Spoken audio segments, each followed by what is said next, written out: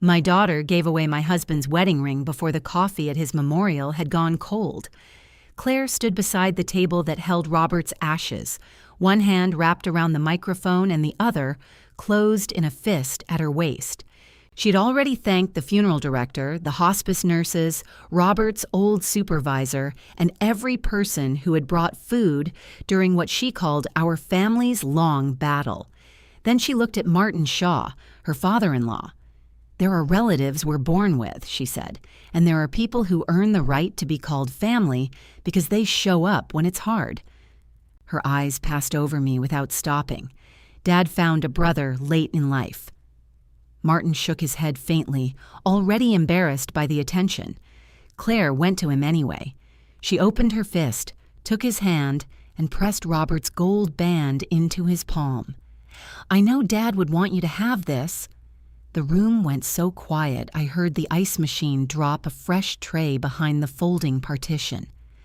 Martin stared at the ring, then he closed his fingers around it. What no one else in that room knew was that Claire had not found the band in a drawer. Robert had placed it in her care, and my daughter knew exactly who it was supposed to come back to. I did not stand up. That surprised me later. For most of my life, I had been a woman who stood up. I stood when older people entered a room, when someone needed my chair, when the timer went off, when Robert called from the garage in the particular tone that meant he had done something foolish with a ladder. But with his ashes 6 feet away and his wedding ring in another man's hand, I stayed seated. My sister June sat beside me. Her fingers touched my wrist.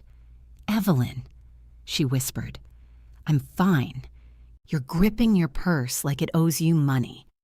I looked down. Both my hands were wrapped around the straps. The purse was an old black one Robert had hated because the zipper teeth scratched his wrist whenever I handed it to him. "I don't have anywhere else to put them," I said. June's mouth tightened. She had always had a face that told the truth before she decided whether to speak it. At 62, she had finally stopped apologizing for that. Across the room, Claire hugged Martin. She looked beautiful. That was an awful thing to notice, but I did. Her dark blonde hair was pinned into a neat twist, and her navy dress fit her as if grief had been included in the tailoring. She'd spent 2 weeks planning the memorial. Every time I offered an opinion, she told me she wanted to take the burden off me. Apparently, she had taken Robert's ring with it. Martin's son, Owen, stood near them in a gray suit and a tie Robert once said made him look like a bank manager being investigated. Owen was a decent man with terrible instincts around conflict. He stared at the carpet while Claire slipped the microphone back into its stand. Martin looked at me.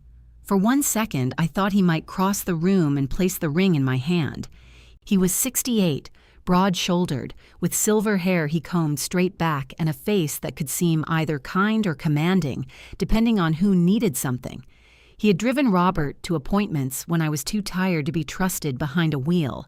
He had sat in our kitchen drinking terrible decaf and listening to Robert complain that illness had turned everybody into a weather reporter. "How are you feeling today? Any pain? Did you sleep?" Martin had been good to him. I had never denied that, but he did not cross the room. He slid the ring into the inside pocket of his jacket. The funeral director thanked Claire for her beautiful words, which told me funeral directors could lie as smoothly as bartenders. People began moving again. Chairs scraped. Someone turned the music up and an instrumental version of The Long and Winding Road drifted through the room, because Claire had decided Robert loved the Beatles. Robert tolerated the Beatles. He loved Patsy Cline and an embarrassing amount of Neil Diamond. A woman from his old office bent over me and said, "That was such a touching gesture." I looked at her until she adjusted the paper napkin in her hand. "Wasn't it?" I said. She escaped toward the cookie tray. June leaned closer. "Give me permission, Evie. For what?" "I don't know yet. I'm keeping my options open." Despite myself, a small sound came out of me. Not a laugh exactly. The memory of one. Claire noticed. She crossed the room, touching elbows and receiving condolences as she came. She'd always been good at moving through people. Even as a young woman, she knew how to make every conversation look important while keeping one eye on the next person she needed to reach. She crouched in front of my chair. "How are you holding up?" It was the way a nurse might speak to a confused patient. "I'd like to talk to you, of course." She squeezed my knee. "Just give me a few minutes. We still need the family photograph." I looked toward Martin's jacket. Claire followed my eyes, and something changed in her face. Not guilt, readiness. "You should have discussed that with me," I said. "Mom, not here. You chose here." June shifted beside me, but I put a hand over hers. I did not want rescuing. I wanted my daughter to look at me without an audience arranging her expression for her. Claire lowered her voice. "It was something meaningful for Martin. Dad loved him. I know your father loved him. Then please don't make this into something it isn't." I could feel the hard edge of Robert's urn through the room, though I was nowhere near it. "What is it?" I asked. Claire stood. "I'm not doing this while people are still here." She smiled at someone behind me, then leaned down as if she were kissing my cheek. "Please try to get through one day without a fight." Her lips never touched my skin. I watched her walk away. June said, "I can still trip her. You have bad knees. I'd make it count." People continued coming to me with stories. Robert had once fixed a coworker's flat tire in the rain. Robert had taught a neighbor how to sharpen mower blades. Robert had ruined a Christmas potluck with what he insisted was Swedish meatball sauce, and everyone else recognized as mushroom soup with nutmeg. I thanked each person. I smiled when the story required it. For 2 hours, I was given fragments of my husband by people who would go home afterward and resume their ordinary evenings. I envied every one of them. Near the refreshment table, Martin was talking to Robert's friend Sam.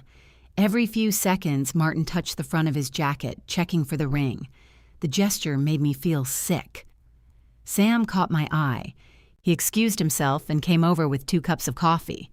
"I put cream in yours," he said. "I don't take cream. You did in 1994. So did you. Then your doctor threatened you." He handed the cup to June instead. "You all right, Ev?" "No." Sam nodded as if I had given the correct answer. He had known Robert for 37 years and possessed the rare ability to let a silence remain empty. He sat in the chair across from me, elbows on his knees. His suit was too tight across the shoulders. There was a faint line of sawdust caught in the seam of one black shoe.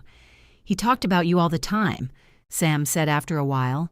"Mostly complaints, I assume. Almost entirely. Said you moved his tools. He left them in the kitchen. He said that was where he was using them. He was repairing a cabinet hinge next to an open bowl of potato salad. Sam considered that. He left out the potato salad. That was his gift." Across the room, Claire called for immediate family to gather around the urn. I remained seated. She called again, this time using my name. "Mom, we're ready." June turned toward me. I heard the question in her breath. I stood because I was not yet prepared to let my absence become Claire's evidence that I was unstable. Grief had turned every ordinary choice into testimony. We arranged ourselves behind the table. Claire placed Martin on one side of the urn and me on the other. Owen stood beside his father. June began to join us, but Claire said, "Just immediate family for this one." June's eyebrows lifted. Robert had been her brother-in-law for 4 decades. Martin had known him for 6 years. "I'll hold the purses," June said. The photographer raised his camera. Claire slipped her arm around my waist. "Can you move a little closer to Dad?" she whispered. Dad was a blue ceramic urn with a brass-colored lid he would have called fancy garbage. I moved 1/2 inch. Martin's eyes met mine over it. He looked miserable. Good, I thought. The flash went off. Afterward, I waited until Martin went through the folding partition into the small service kitchen. He was standing over a trash can, trying to remove a streak of frosting from his cuff with a wet paper towel. "We need to talk," I said. He turned too quickly. "Evelyn, give me Robert's ring." His hand went to his jacket. For a moment, neither of us pretended not to understand. Martin dropped the paper towel into the trash. "I didn't know she was going to do that. I believe you. She put me in a difficult position. She put you in possession of my husband's wedding band." His jaw tightened. I wasn't going to embarrass her in front of everybody, but embarrassing me was already done, so that made things simpler. That's not fair. I almost admired the sentence. It takes confidence to accept a dead man's ring in front of his widow and then complain about fairness. Give it to me. He looked toward the partition. Through it, we could hear forks knocking against plates and Claire thanking somebody for a casserole. "Claire needed to do something," he said. "She's hurting." "So am I, Martin." "I know." "No, you know I'm the widow. That's different from noticing I'm a person." His face changed then. He was not a cruel man. Cruelty would have been easier. Martin wanted to be kind without having to disappoint anybody, which meant the most demanding person in the room usually got his kindness first. He lowered his voice. "Let's not decide anything today. Emotions are high. It was decided 41 years ago. Evelyn, that ring is mine. Legally, I don't know if." I stared at him. He shut his mouth. The partition opened behind us. Owen came through carrying a stack of empty cups. He stopped when he saw us. "Everything okay?" "No," I said. Martin cleared his throat. "We're discussing the ring."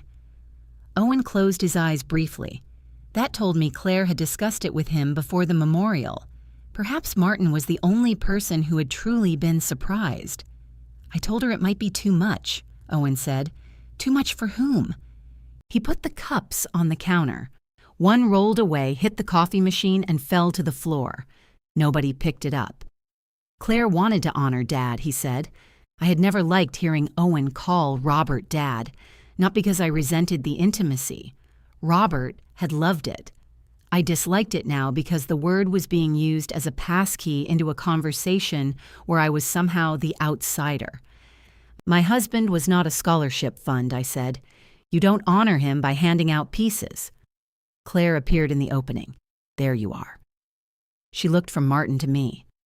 "What happened?" "Your mother wants the ring back," Martin said. My anger shifted toward him with such force that I felt lightheaded. "Your mother." The problem neatly returned to its proper owner. Claire folded her arms. "I cannot believe you cornered him at Dad's memorial. I asked him for something that belongs to me. I gave it to him. Yes, that's the issue. He and Dad had a bond you never really understood." The words landed gently. Claire was skilled that way. Owen murmured her name, but she did not look at him. I reached for the edge of the counter. For 6 months, I had washed Robert's body, measured his medicine, changed sheets beneath him, and learned to sleep with one ear open. Martin had driven him to 4 appointments and taken him to breakfast. Yet Claire had found a way to make me the person who did not understand him. I looked at her for a long time. Then I walked out of the kitchen, took my scratch black purse from June, and went home without Robert's ring.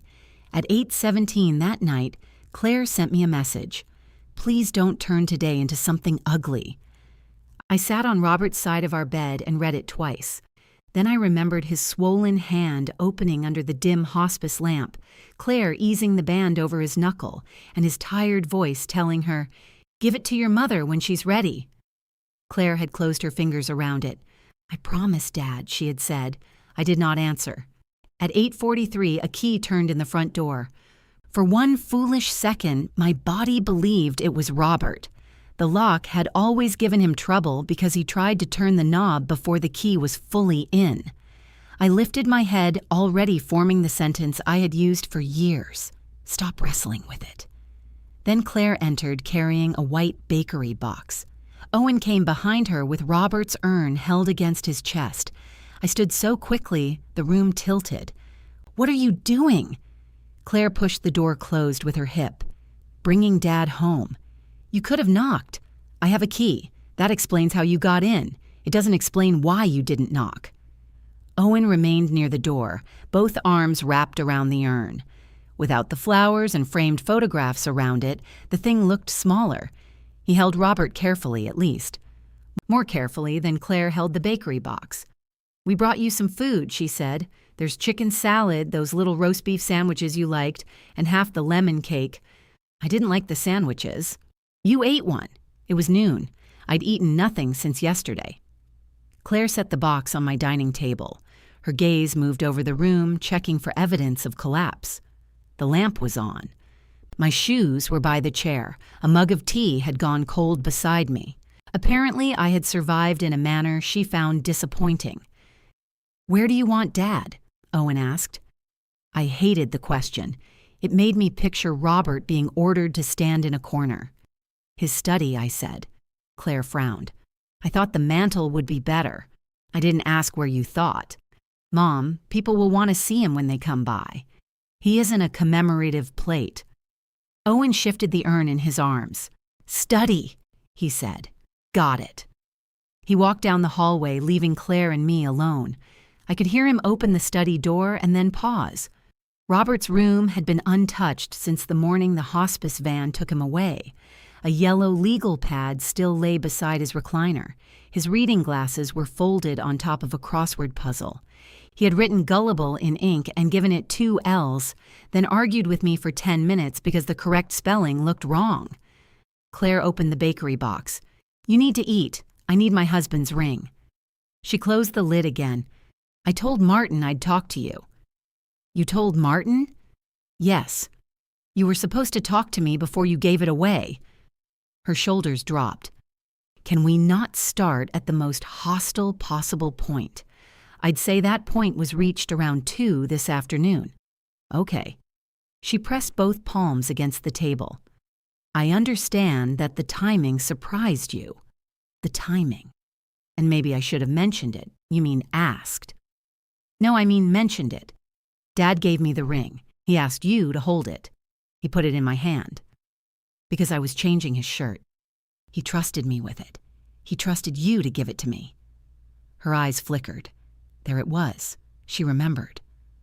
Owen returned from the hallway without the urn. I put him on the bookcase. There were some magazines, so I moved those to the desk. "What magazines?" I asked. "Woodworking ones." The April issue was open.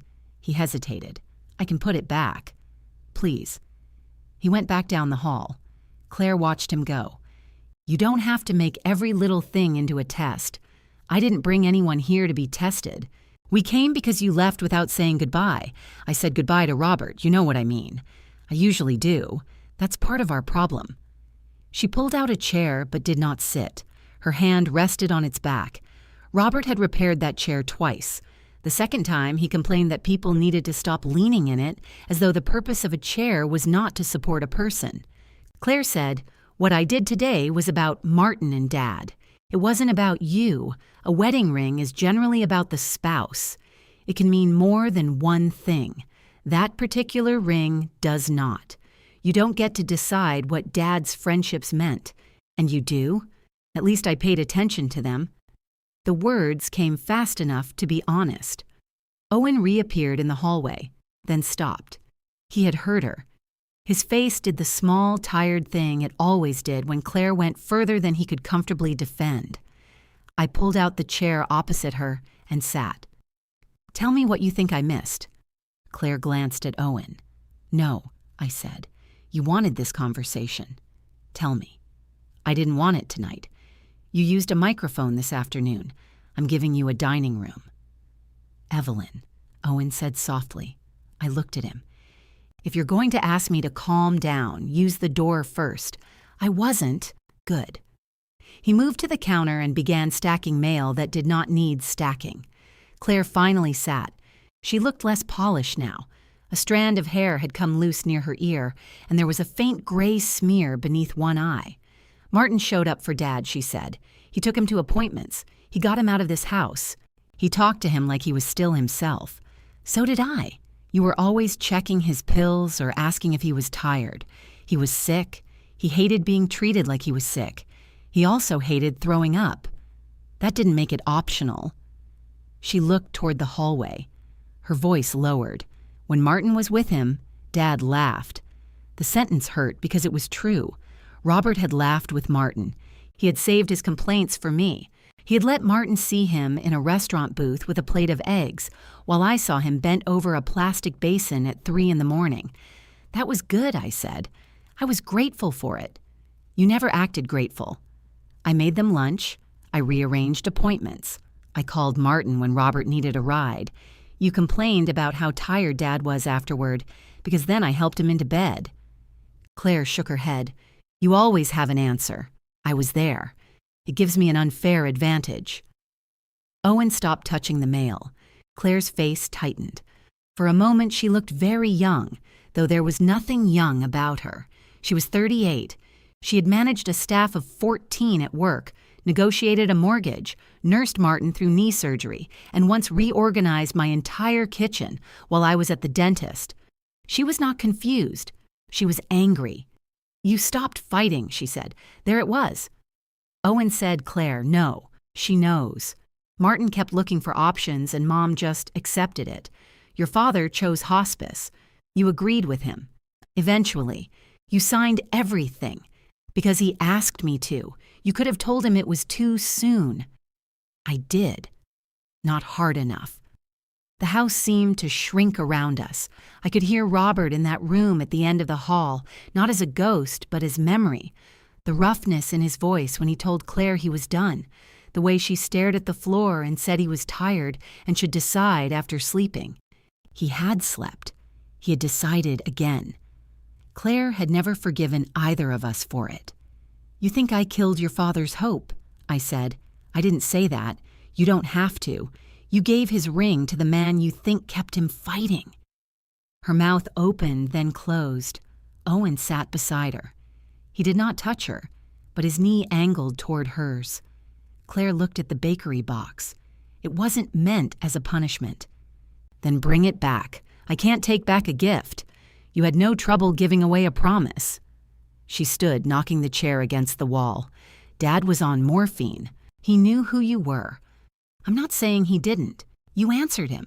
He said to give it to you when you were ready. You're clearly not ready. The cruelty of it startled even Owen. Claire, he said sharply. She pressed her lips together.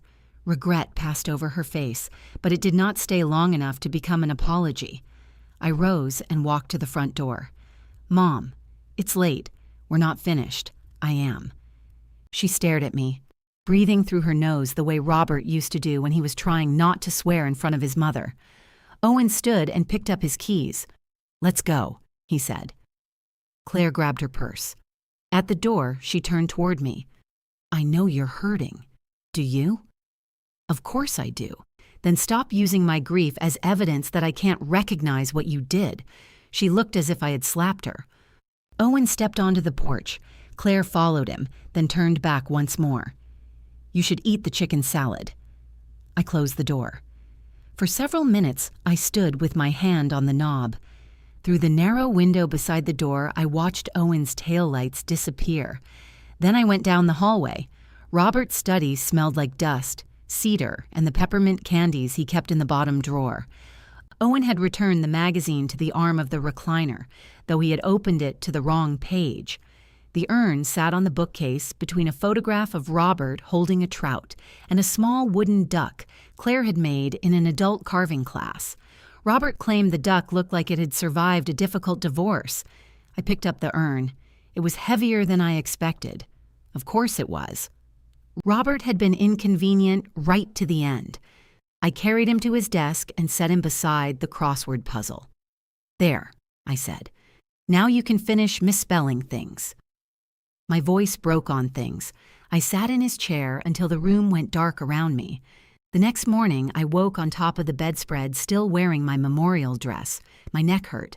One stocking had twisted halfway around my ankle, and there was a smear of mascara on Robert's pillow. The bakery box remained on the dining table. I opened it and found 6 sandwiches arranged in rows, a plastic container of chicken salad, and 4 thick pieces of lemon cake. Claire had packed the corner piece because she knew I liked extra frosting. I hated her for knowing. I ate it standing at the counter. Around 10, June arrived carrying 3 aluminum pans and a canvas bag full of plastic containers. I stole your food, she announced. You can't steal food people gave me. I can if I don't respect them.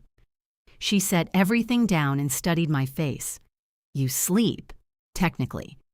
Did Claire call? She came over. June froze with a pan of baked ziti in her hands. Last night? With Owen. They brought Robert home. And the ring? Martin still has it. She put the pan down very carefully. Give me permission. No, one day you're going to regret holding me back. I doubt that. She began loading containers into my refrigerator. She rearranged them by height because she could not help herself. Claire posted the family picture, she said. I assumed she would. Martin is standing next to the urn. I was there, June. I know, but in the picture it looks like he's standing next to Robert and you're standing next to a lamp. Maybe the lamp showed up when things got hard. June turned, and for a second, we both tried not to laugh. Mine came first. It was ugly and wet and too loud. June crossed the kitchen and wrapped her arms around me while I laughed into her shoulder. Then I cried hard enough to frighten us both. She stayed until late afternoon. Before leaving, she asked if I wanted her to come back Sunday. Claire and Owen always come for dinner, I said automatically. June looked at me. My phone rang at 4. Claire's name filled the screen. I answered. She did not mention the ring. I was thinking I'd bring potatoes tomorrow, she said. Owen can pick up a roast. You shouldn't have to shop. For 21 years since Claire first moved into an apartment across town, Sunday dinner had happened in my house. Even during Robert's final months, people arrived hungry and left me with dishes. I'm not cooking tomorrow, I said. We said we'd bring most of it. I'm not hosting either. Silence. Is this because of yesterday? It's because I don't want company. We're not company. That's why you've never waited to be invited. Her breath caught. All right, she said. We'll eat at Martin's. I closed my eyes. That sounds best. After we hung up, I stood in the quiet kitchen with enough food for 12 people. At 5, I went into the garage and turned on the overhead light. Robert's unfinished cedar bench sat beneath the window, one arm attached and the other lying on the work table. A yellow note was taped to the loose piece in his handwriting. Don't cut this until you ask Sam. Underneath, he had added, Yes, Evelyn. I mean you. I read the note 3 times. Robert had underlined you. He knew me well enough to anticipate that grief would not cure my impatience. I ran my fingers over the cedar arm. The wood was smooth on one side and rough where he had started shaping the joint. His pencil marks were still visible near the end. I took out my phone and called Sam. He answered on the 4th ring. Everything all right? No. There was a pause. Then he said, What kind of no? The bench. The cedar bench. How many unfinished benches did he leave? With Robert, I wouldn't assume anything. I looked around the garage. A broken stool waited beside the lawnmower. 2 cabinet doors leaned against the wall, each with a strip of blue tape across it. On one, Robert had written wrong hinges. On the other, he had written also wrong hinges. He left me a note saying not to cut the arm until I asked you. That sounds like him. What am I asking? Whether to cut the arm. Sam? I don't know. He never mentioned it. He specifically used your name. He also told people I'd been to Europe because I changed planes in Toronto. I sat on the edge of Robert's work stool. Can you come look at it? Sure, not tonight. I know. Not tomorrow morning either. I know that too. Sam never mistook a request for help as permission to take over. It was one reason Robert trusted him with tools, and I trusted him in my kitchen. How about Monday, he asked. Monday is fine. Do you need anything before then? No. All right, he waited. I waited back. Finally, he said, I can do this longer than you. I know. I used to sit through safety meetings with your husband. Good night, Sam. Good night, Ev. I left the garage light on for another hour. The square of yellow beneath the door made the kitchen feel less empty. Sunday morning, I woke at 6 out of habit. Robert used to get up at 7 and complain that I had made too much noise for the previous hour, even when I had done nothing louder than turn a page. I made coffee for 2, poured the second cup down the sink, and got angry with him for being dead. At 9, Claire sent a message. "Do you still have Grandma Mercer's blue roasting pan?" She knew I did. It was in the cabinet beneath the stove, where it had been since before Claire was born. I answered, "Yes." 3 dots appeared, disappeared, then returned. "Can Owen swing by and grab it?" No. This time, the dot stayed on the screen long enough to make me picture her composing several versions of my character. We're trying to keep some normalcy today. I carried my coffee to the living room, used one of Martin's pans. She did not respond. At noon, I opened the refrigerator and faced the consequences of being loved by a Methodist congregation. There were 3 lasagnas, 2 macaroni casseroles, a pan of enchiladas made by someone who had clearly never met an enchilada, and enough sliced ham to establish a small deli. I ate chicken salad over the sink. Sunday dinner had never been elegant. Robert carved meat badly. Claire picked onions out of everything and arranged them along the edge of her plate like evidence. Owen always offered to help clean up, then stood in the middle of the kitchen asking where each item belonged, despite having seen the same drawers for 14 years.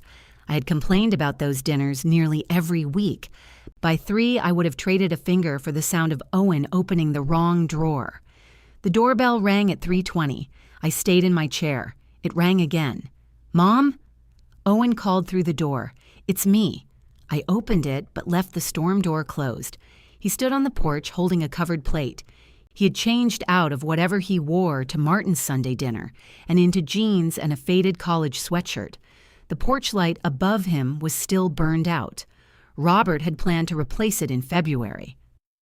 "I brought you food," Owen said. "I have food." "I know." "Claire said you have enough to survive a siege. She's always been dramatic." He looked past me into the house. "Can I come in?" I pushed open the storm door. Owen entered with the careful air of a person stepping into a room where he had recently broken something.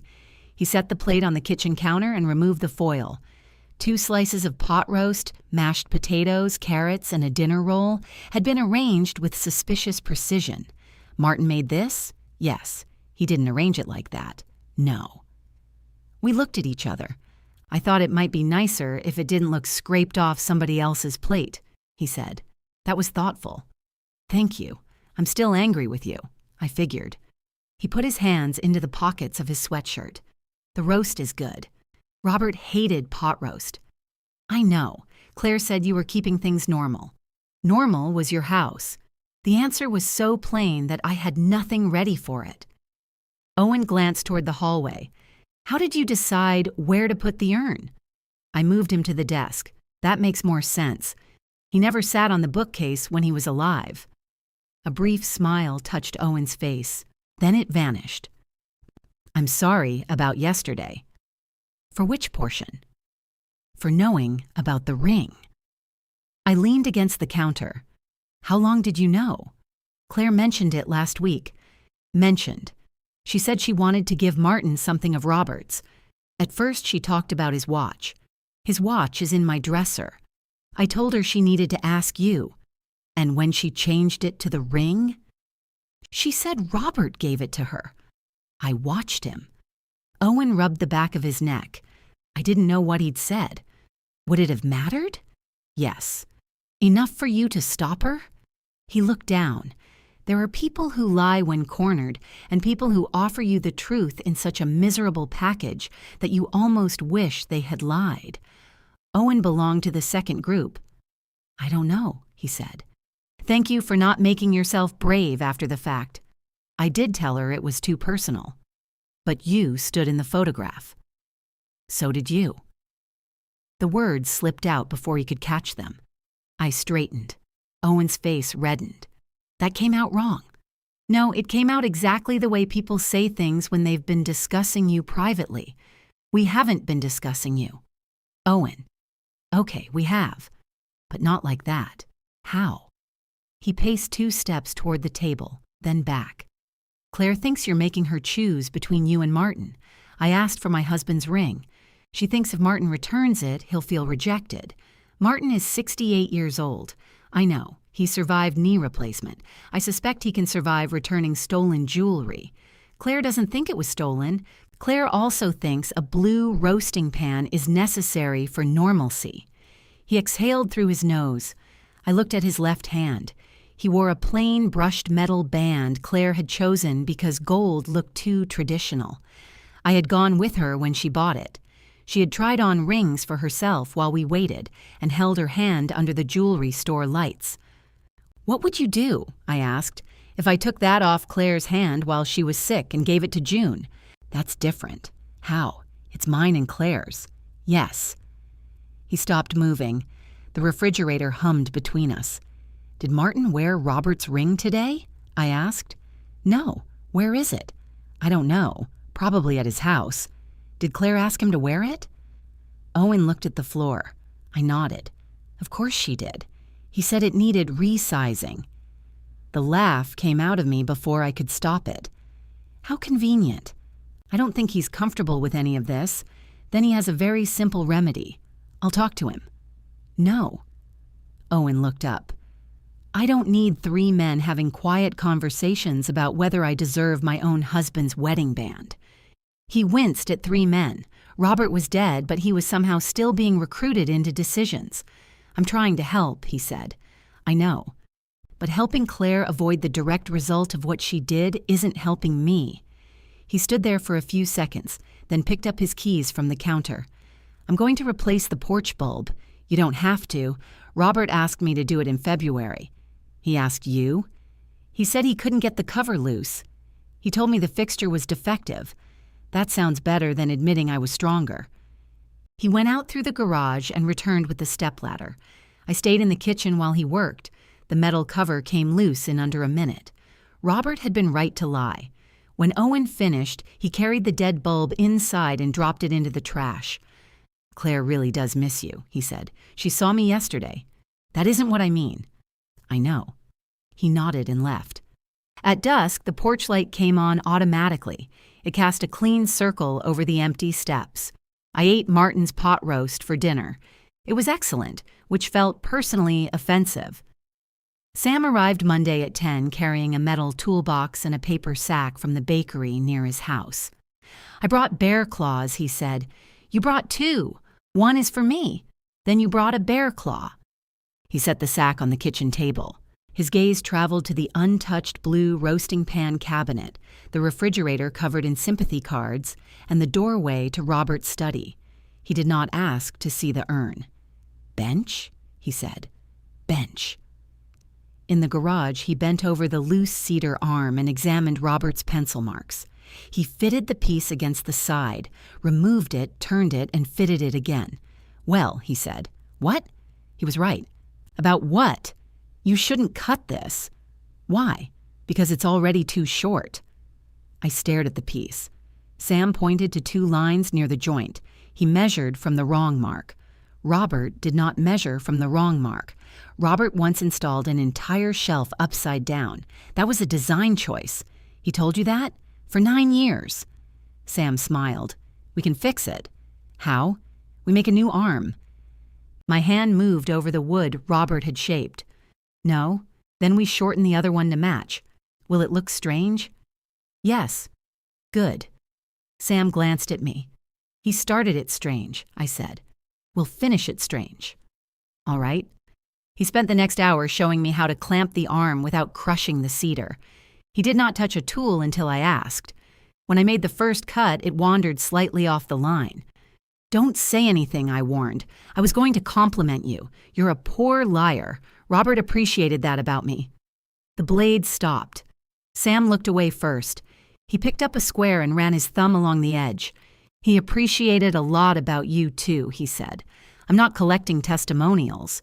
I know. Everybody keeps telling me what he said about me as though that's the same as having him here. It isn't." We returned to the bench. Near noon, the door from the kitchen opened. "Mom?" Claire's voice carried into the garage. "Are you home?" Sam and I turned. She stepped through the doorway with her purse over one shoulder and my blue roasting pan under her arm. "I used my key," she said. "I'm just returning this." I looked at the pan, then at her. "How did you get that?" Claire's expression changed. She had sent Owen into my house while he replaced the porch bulb, and he had taken it without telling me. Or she had come back later. Either possibility made the walls feel altered. She set the pan on Robert's work table. "I didn't think you'd mind. You asked." I said no. It's a roasting pan. "Yes." Sam quietly closed his toolbox. Claire looked from him to the cut cedar arm. "What are you doing to Dad's bench?" The word doing carried an accusation. I wiped sawdust from my hands, then I held out my palm. "I want my key back." Claire looked at my hand as if I had asked for one of her teeth. "Seriously?" "Yes, why? You used it to enter my house after I told you no. I used it to return something. You had to take the pan before you could return it." Her eyes moved toward the kitchen. "Owen picked it up yesterday. I felt the answer before I understood it. He took it while he was fixing the light. I asked him to grab it. He didn't tell me. Probably because he knew you'd turn it into this." Sam lifted his toolbox from the workbench. "I'll give you two some privacy." Claire gave him a thin smile. "Thank you." He looked at me instead. "I'll be by the truck. You don't have to leave." I know. That was Sam. If he stayed, Claire would say I had brought in an audience. If he left, she would try to make me feel unreasonable. So he gave me the choice and made sure she heard him do it. "I'll call you," I said. He walked out through the raised garage door, carrying his toolbox and the bakery sack. On the driveway, he stopped, reached into the sack, and removed the bear claw he had claimed was mine. Then he put it in his mouth and continued toward his truck. Claire watched him. "Is something going on with you and Sam?" I stared at her. "I don't mean going on. I mean, why is he here? He's helping me with the bench. That's Dad's project." I noticed. "You could have asked Owen." Owen was busy stealing cookware. Her jaw set. He did not steal it. He entered a cabinet in my house and removed something after I had refused permission for Sunday dinner. Does cookware become communal property on Sundays? You weren't using it. Neither was I using the television. Was he free to take that? Oh, for God's sake. She dropped her purse on Robert's work stool and dug inside it. Her movements became larger and more irritated as she searched past receipts, a hairbrush, and a zippered makeup pouch. "You used to be practical," she said. "I used to think saying no would be enough." She found the key ring and held it in front of her. There were 6 keys on it, along with a small metal tag from a hotel in Nashville, where she and Owen had spent an anniversary. She turned the ring over, selecting. "I have had this key for 20 years, and now I want it back." "What if something happens to you? I'll call for help." "What if you can't? Then you'll have a better reason for entering than a roasting pan."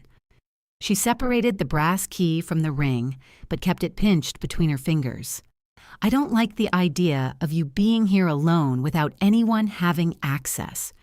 You don't seem troubled by Martin being alone. Martin doesn't lock himself in the house and refuse to see his family. I saw you yesterday. You canceled dinner. I canceled one dinner. You left the memorial. After 2 hours. You wouldn't join the first family picture. I joined the second one. The one where Martin stood beside my husband's remains, wearing his wedding ring in his pocket. He was not wearing it. I stepped closer. Do you hear yourself? Claire's nostrils flared. Everything comes back to the ring. You made sure of that. I was trying to do something loving. For Martin. For Dad. Robert is dead. The people affected by your gesture are not. She lowered her voice. Martin is grieving too. And somehow his grief requires my wedding ring, my roasting pan, my Sunday dinner, and the place beside the urn. That is not what happened. It's what was photographed. She flinched. I knew then that June had been right. In the picture, Martin and Robert looked paired, while I looked misplaced. Claire had seen it and posted it anyway. She held out the key. I opened my palm beneath it. For a moment, she did not release it. The small strip of brass connected us, each of us holding one end. Once I give this back, she said, don't complain that nobody checks on you. You have my phone number, that is not the same. No! A phone requires me to answer. Her fingers opened. The key dropped into my palm. You're doing exactly what you always do, she said. You make people prove they love you, and if they don't do it the right way, you punish them. The accusation was polished from use, though I could not remember hearing it before. That meant she had practiced it somewhere else. When have I done that? She picked up her purse. I'm not making a list. I'd like one. Of course you would. Then you could explain every item until I gave up. She moved toward the kitchen door. What did you come here for? I asked. She stopped. You didn't return that pan out of courtesy. What did you need? Her shoulders fell slightly. For the first time since she arrived, she looked tired rather than angry. I wanted some photographs. Of what? Dad, for the memorial page. There were dozens at the service. I need older ones. The camping trip to Maine, his retirement party, the one where he and Martin are on the fishing boat. The fishing boat was 4 years ago. It's organized by theme, not date. What theme? She looked at me as if the answer should have been obvious. The people who showed up for him. I almost laughed. Your father and I took that trip to Maine together. I know, I'd use pictures of you too. How generous. Mom, it's supposed to be something we can keep adding to. Stories, recipes, pictures. People have already sent me a lot. Then you have enough to begin. I wanted his things in one place. They are in one place, you know what I mean. Yes, I said. I usually do. She looked past me at the bench. The loose arm was shorter now, the cut pale against the older cedar. Claire crossed the garage and touched it. You cut this. Sam and I did. Dad had marked it. He marked it wrong. No, he didn't. Even your father occasionally measured from the wrong line. He knew what he was doing. He installed a shelf upside down. That was one shelf. He put deck stain on the bathroom vanity. You told him it looked good. It was already dry. Claire lifted the arm and fitted it against the bench. The mismatch was obvious. What are you going to do now?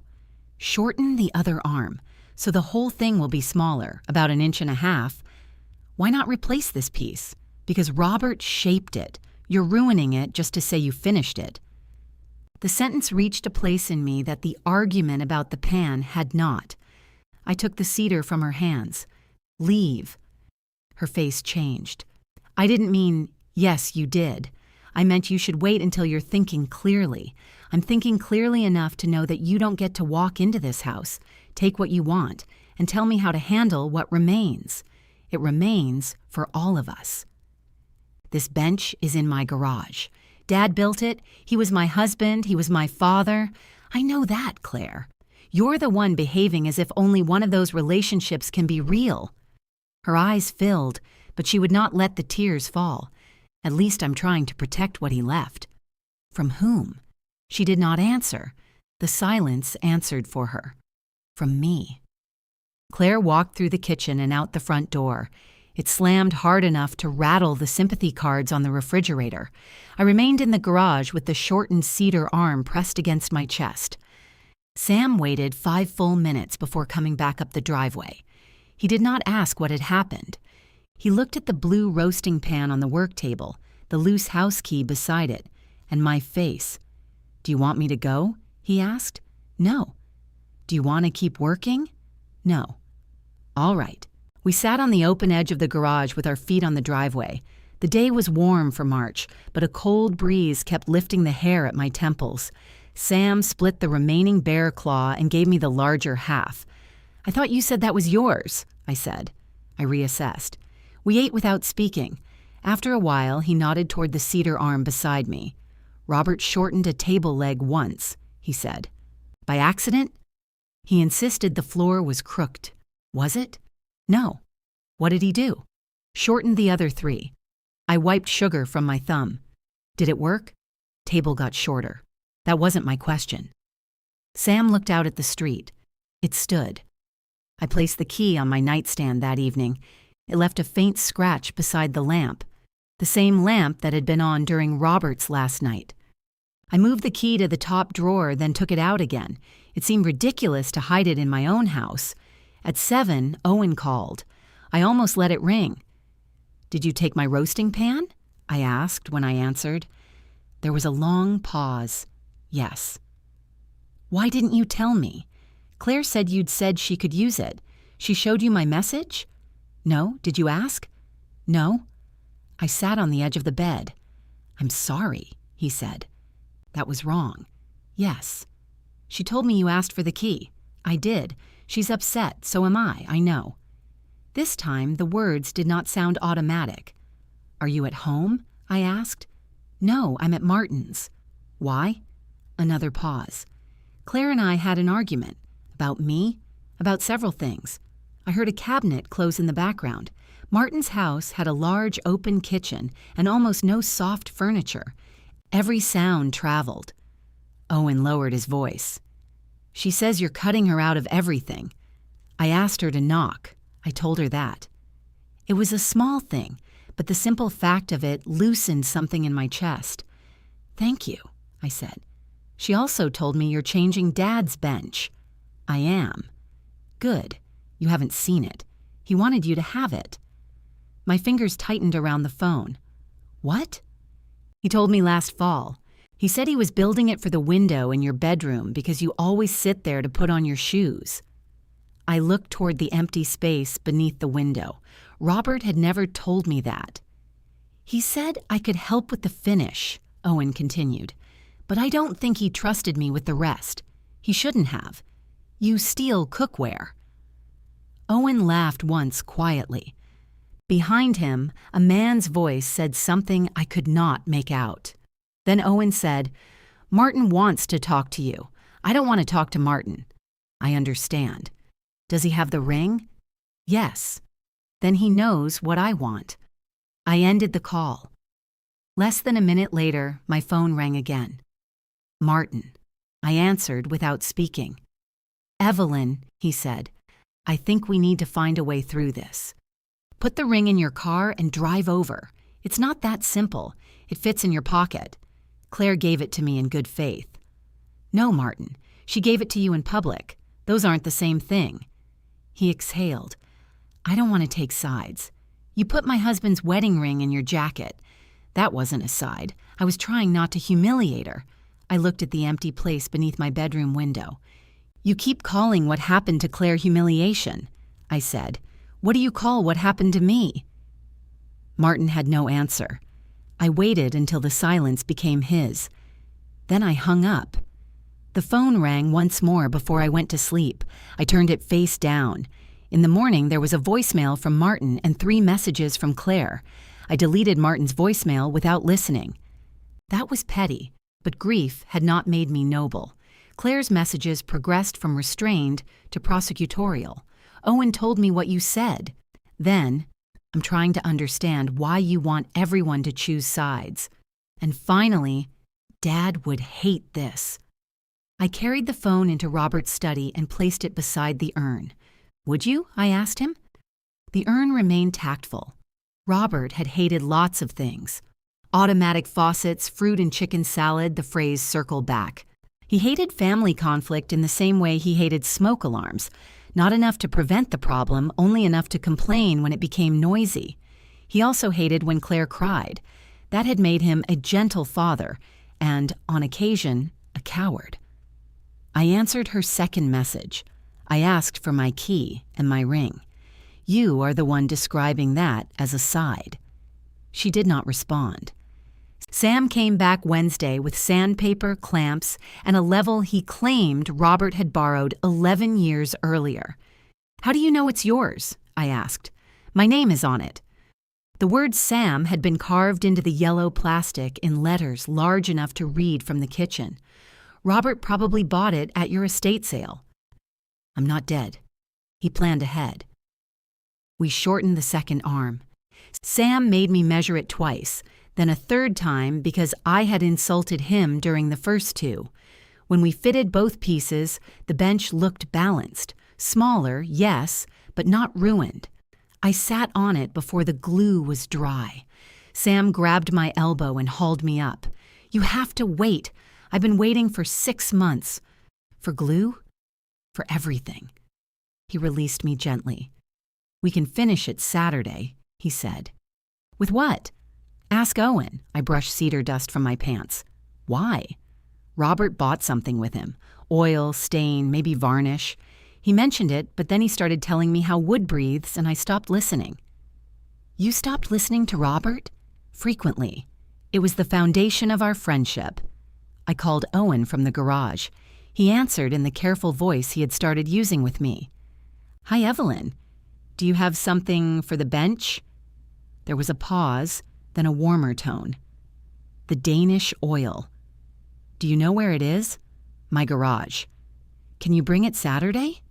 Another pause. Sure. You don't have to clear it with Claire. I wasn't going to. That surprised me. At 10 Saturday morning, Owen arrived carrying a metal can, a bag of clean rags, and a box of disposable gloves. Sam was already there, drinking coffee from Robert's chipped World's Most Adequate Husband mug. Owen looked at it. I gave him that. Then you have poor judgment, I said. I was 24, old enough to read. Sam held up the mug. I like it. You would, Owen said. The two men had known each other for years but had never spent much time together without Robert. They approached the bench differently. Sam studied every joint as if expecting it to lie. Owen ran his hand over the cedar and smiled when he found a small groove Robert had carved into one leg. He was going to fix that, Owen said. He was going to fix everything, I said. Owen looked at me, then nodded. We carried the bench into the driveway. Sam showed me how to wipe on the oil with the grain. The cedar darkened immediately, turning from pale pink to a warm reddish brown. Marks I had barely noticed rose in the wood. Look at that, I said. Robert had always said those words when a project reached the point where it stopped resembling debris. Owen heard him too. I could tell by the way he lowered his head. For a while, we worked without talking. Passing cars slowed. A woman walking a terrier waved at us, and Sam waved back with an oily glove. You know her? I asked. No. Then why did you wave? She waved first. That's how people get recruited into things. Owen laughed. His phone rang in his back pocket. He looked at the screen and stepped away from the bench. Hey, he said. Claire's voice was not loud enough for me to understand the words, but I recognized the rhythm. A question. A pause. A sharper question. I told you I was going out, Owen said. More words. I'm at Evelyn's. He looked toward me. I pretended to be deeply interested in a rag. We're finishing the bench. The silence traveled even though the actual voice did not. No, Owen said. She didn't ask me to keep it from you. Another pause. Because I didn't think I needed permission. Sam put the lid back on the oil. Owen walked toward the sidewalk, lowering his voice. The conversation ended a minute later. He remained facing the street with the phone in his hand. Everything all right? Sam asked. No, Owen said. Sam nodded. Good, saves time. Owen came back to the driveway. I'm sorry. What did I do? I asked. Nothing. Then don't apologize to me. He took a fresh rag from the bag and started on the underside of the second arm. After several minutes, he said, Claire thinks you're trying to bring me into the middle. You were in the middle before I asked about wood finish. I know. Do you? He stopped wiping. I took the pan, he said. I knew you had told her no. I told myself it wasn't important because I didn't want another argument. The pan wasn't important. That's why I thought it was safe. For whom? He gave me a tired look. Me. It was an honest answer. I turned my rag over. Robert used to do that. Take pans? Decide which of my no's counted based on whether he understood them.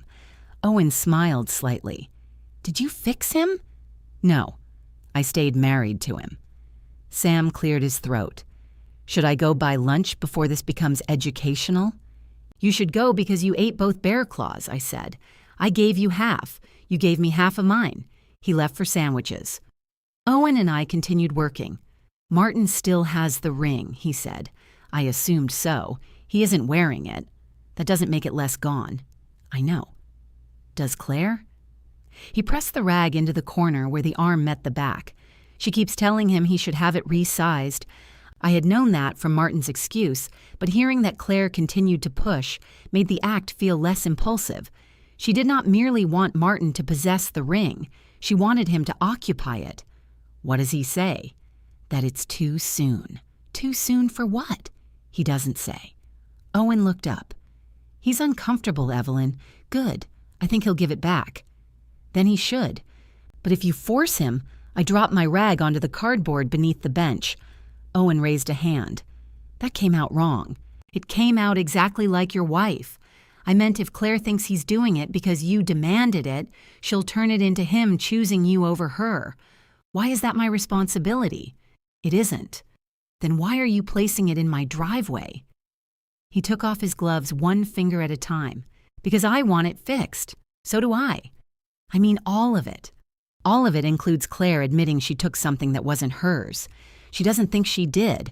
Then nothing is fixed. Sam's truck turned onto the street. Owen stared at the bench, jaw moving slightly. Robert gave her the ring, he said.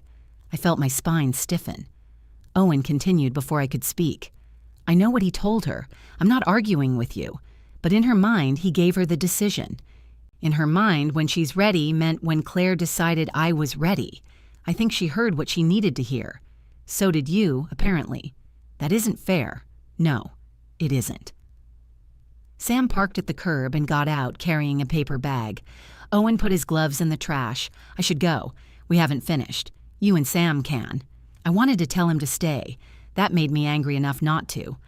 Owen left without a sandwich. The bench required 2 coats and 24 hours to dry. Sam helped me carry it into the garage, then stood looking at the empty place where Owen's truck had been.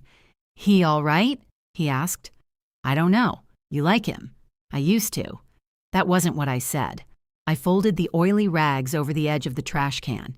He's a decent man who keeps making indecent things easier. Sam nodded. That's more common than people think. On Sunday morning, June sent me a link. Claire launched the memorial page.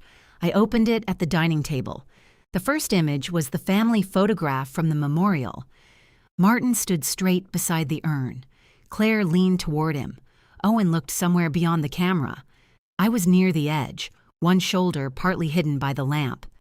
Beneath the photograph, Claire had written, Robert Mercer believed love was proven by showing up. There were sections for his work, his hobbies, favorite recipes, and the people who carried him through. Martin's section was first.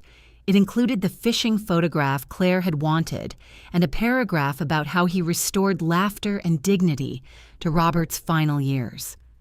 My section was 4 sentences long. Evelyn, Robert's wife of 41 years, managed his medical care and kept their home running throughout his illness. Her organization ensured that he attended appointments, took medication on schedule, and received the support he needed. I read it twice. 41 years had become administration. There was a button at the bottom labeled Share a Memory. I clicked it and began typing. Robert hated lemon cake. I deleted that. He chose hospice. I deleted that too.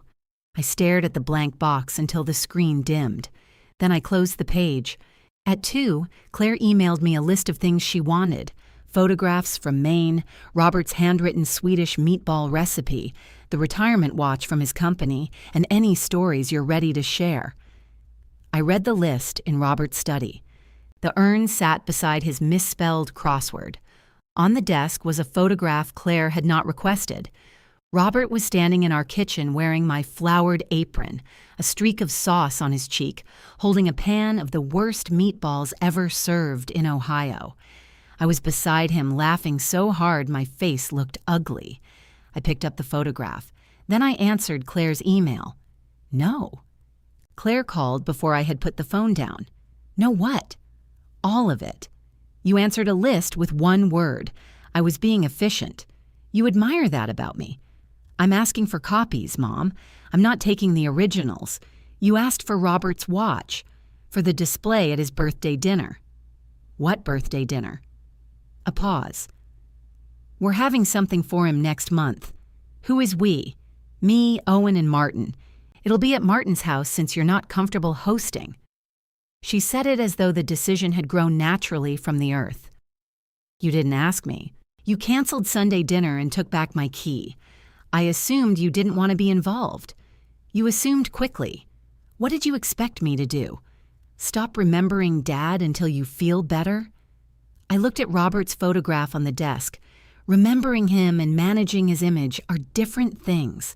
The page is for everyone. It doesn't read that way. You refused to contribute. You published it before I knew it existed. Because if I'd waited for you, it would never happen. You gave me 5 days. I gave you a list. My husband died 3 weeks ago, Claire. The words stopped both of us. Until then, Robert's death had been measured in events. The hospice bed leaving, the cremation, the memorial, Sunday dinner, the ring. Saying 3 weeks made it sound obscenely brief. Claire's voice changed. I know. No. You know the date. I wake up every morning and have to remember it again. You think I don't? I think you've given yourself enough projects not to. That's unfair. It may be. She inhaled. I made that page because people asked where to send stories, then collect stories. That's what I'm doing. You wrote one about me. I wrote facts. You reduced 41 years to pill management. I didn't know what else you wanted me to say. I closed my eyes. She sounded sincere. That was the worst part. You were there, I said, for your marriage? For enough of it. You and Dad didn't talk about personal things in front of me. We argued about a clogged gutter at your anniversary dinner. That isn't personal. That's weather damage. Despite myself, I smiled. Claire heard it and softened. If you send me something, I'll change your section. I don't want to submit an application to be included in my husband's life. You're twisting this. I'm telling you how it feels. Fine. Tell me what to write. The invitation should have satisfied me. It did not. Anything I supplied would be placed beneath her title, inside her arrangement, next to Martin's paragraph about laughter and dignity. I would become one more contributor to the story she'd already chosen. Take the page down, I said. No. Then leave my name off it. People will think that's strange. People already think Martin inherited Robert's wedding ring. It was not an inheritance. What was it? A gift. From you. From Dad through me. She had prepared that phrase. I leaned back in Robert's chair. Will Martin wear the ring at this birthday dinner? I don't know. Yes, you do. I think he should. Otherwise, the whole gesture looks... She stopped. Looks what? Pointless. There it was. Martin's discomfort mattered less than preserving the meaning of what Claire had done. I won't attend any gathering where another man is wearing my husband's wedding band. You're giving me an ultimatum. I'm telling you where I will not be. It's Dad's birthday. I'm aware. I gave him his first gray hair on his 37th. He told me that was from work. He lied. Claire was silent. Then she said, I want you there. Then return the ring before the dinner. Those things have nothing to do with each other. They have everything to do with each other. You're using my father's birthday to force me to take back something meaningful. You're using my husband's birthday to display it. She hung up. I remained in the study until my legs cramped. On the desk, Robert's crossword waited with gullible misspelled. I found a pencil and wrote the correct answer above his in small letters. It felt like vandalism. I erased mine. June came for coffee the next afternoon. She read Claire's memorial page on her phone while I stood at the counter spreading cream cheese on crackers. She left me out completely, June said. You weren't immediate enough. She included Martin's barber. His barber submitted a story, so could I. Don't. June lowered the phone. You don't want me defending you? Not in a comment section. I could be subtle. You once called our aunt a manipulative walrus on a church prayer chain. It was an accident. You added a photograph. She had the same coat. I put the crackers on a plate and carried them to the table. June sat across from me. Claire called. Of course she did. She asked if I thought you were depressed. What did you say? I said your husband died. That wasn't her question. It was my answer. I broke a cracker in half. June reached across the table and took the larger piece. She's scared, she said. Of me? Of losing you too. Then she has a peculiar method of holding on. She thinks if she can keep Robert visible, he isn't entirely gone. I understand that, do you? I stared at her. June did not retreat. You keep saying you're setting boundaries. Fine, set them. But make sure you're not building a room you can't get out of. I invited you for coffee. Yes, and you've spent most of it talking about Claire. I could send you home. You could. Then you'd have all the crackers. We ate in silence. After a moment, I said, "She wants me to come to a birthday dinner at Martin's. You should go. He has the ring." June's face hardened. "Then you shouldn't. That was a quick journey. I contain multitudes." She finished her coffee. "What happens if Claire doesn't return it?" she asked. "I don't know. You stop having a daughter?" "No." "You stop seeing her?" "No." "Then what?" I looked toward the hallway. I stopped pretending nothing happened just because she's uncomfortable with the result. June nodded slowly. "That sounds reasonable. It's miserable. Most reasonable things are." Owen came by Friday evening with the Danish oil. He knocked. I noticed. "I thought you and Sam finished," he said. "We need another coat." He stepped into the garage but did not enter the house. His hair was still damp from a shower, and he wore a clean button-down shirt instead of work clothes. "Are you going somewhere?" I asked. "Dinner with Claire. You're dressed nicely. She said I've been looking tired." "You have." "Thank you." "You're welcome." We put on gloves and wiped down the bench. After a few minutes, he said, "She told me you won't come to Robert's birthday dinner. Did she mention why?" "Yes." "What did she say?" "That you're making attendance conditional on Martin giving back the ring. That's close enough." She called it emotional blackmail. That's less close. Owen rubbed oil along the back slat. I told her I understood why you wouldn't go. I waited. She asked if that meant I wasn't going either. "What did you say?" "That I hadn't decided." The bench gleamed between us. "You should go," I said. He looked up. "Really? Robert was your father-in-law. You don't need my permission to remember him. Claire seems to think I do. She thinks everybody's choices are statements about her. So do you sometimes." I stopped wiping. Owen met my eyes. He looked nervous but did not look away. "You asked whether Martin wore the ring at Sunday dinner," he said. "You asked if Claire told him to. You wanted to know where I stood. That was about what happened. It was also about me." I pulled off one glove. "You're right." He blinked. "You could look less surprised." "Sorry, don't ruin it." He smiled. We finished the coat. When we were done, Owen stood with his hands on his hips, studying the uneven arms. "It's good," he said. "It's strange. Robert would like that better." Together, we carried the bench into my bedroom and placed it beneath the window.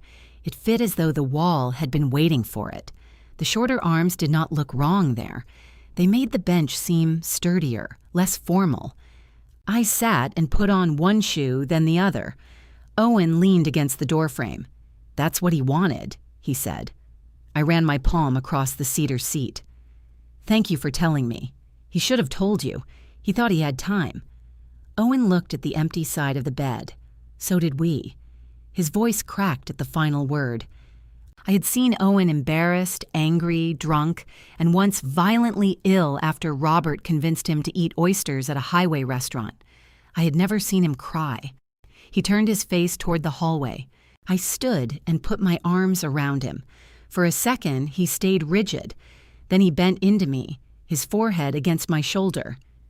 "He called me the week before hospice," Owen said. "He asked me to keep an eye on you." "Did he?" "I told him you wouldn't like that. At least one of you understood me." Owen laughed against my shoulder. We separated before the moment could become ceremonial. He left for dinner, taking the empty oil can with him. The bench remained beneath my window. The next morning, someone knocked at 9. Martin stood on the porch holding a covered casserole dish. His jacket was open. His hands were empty.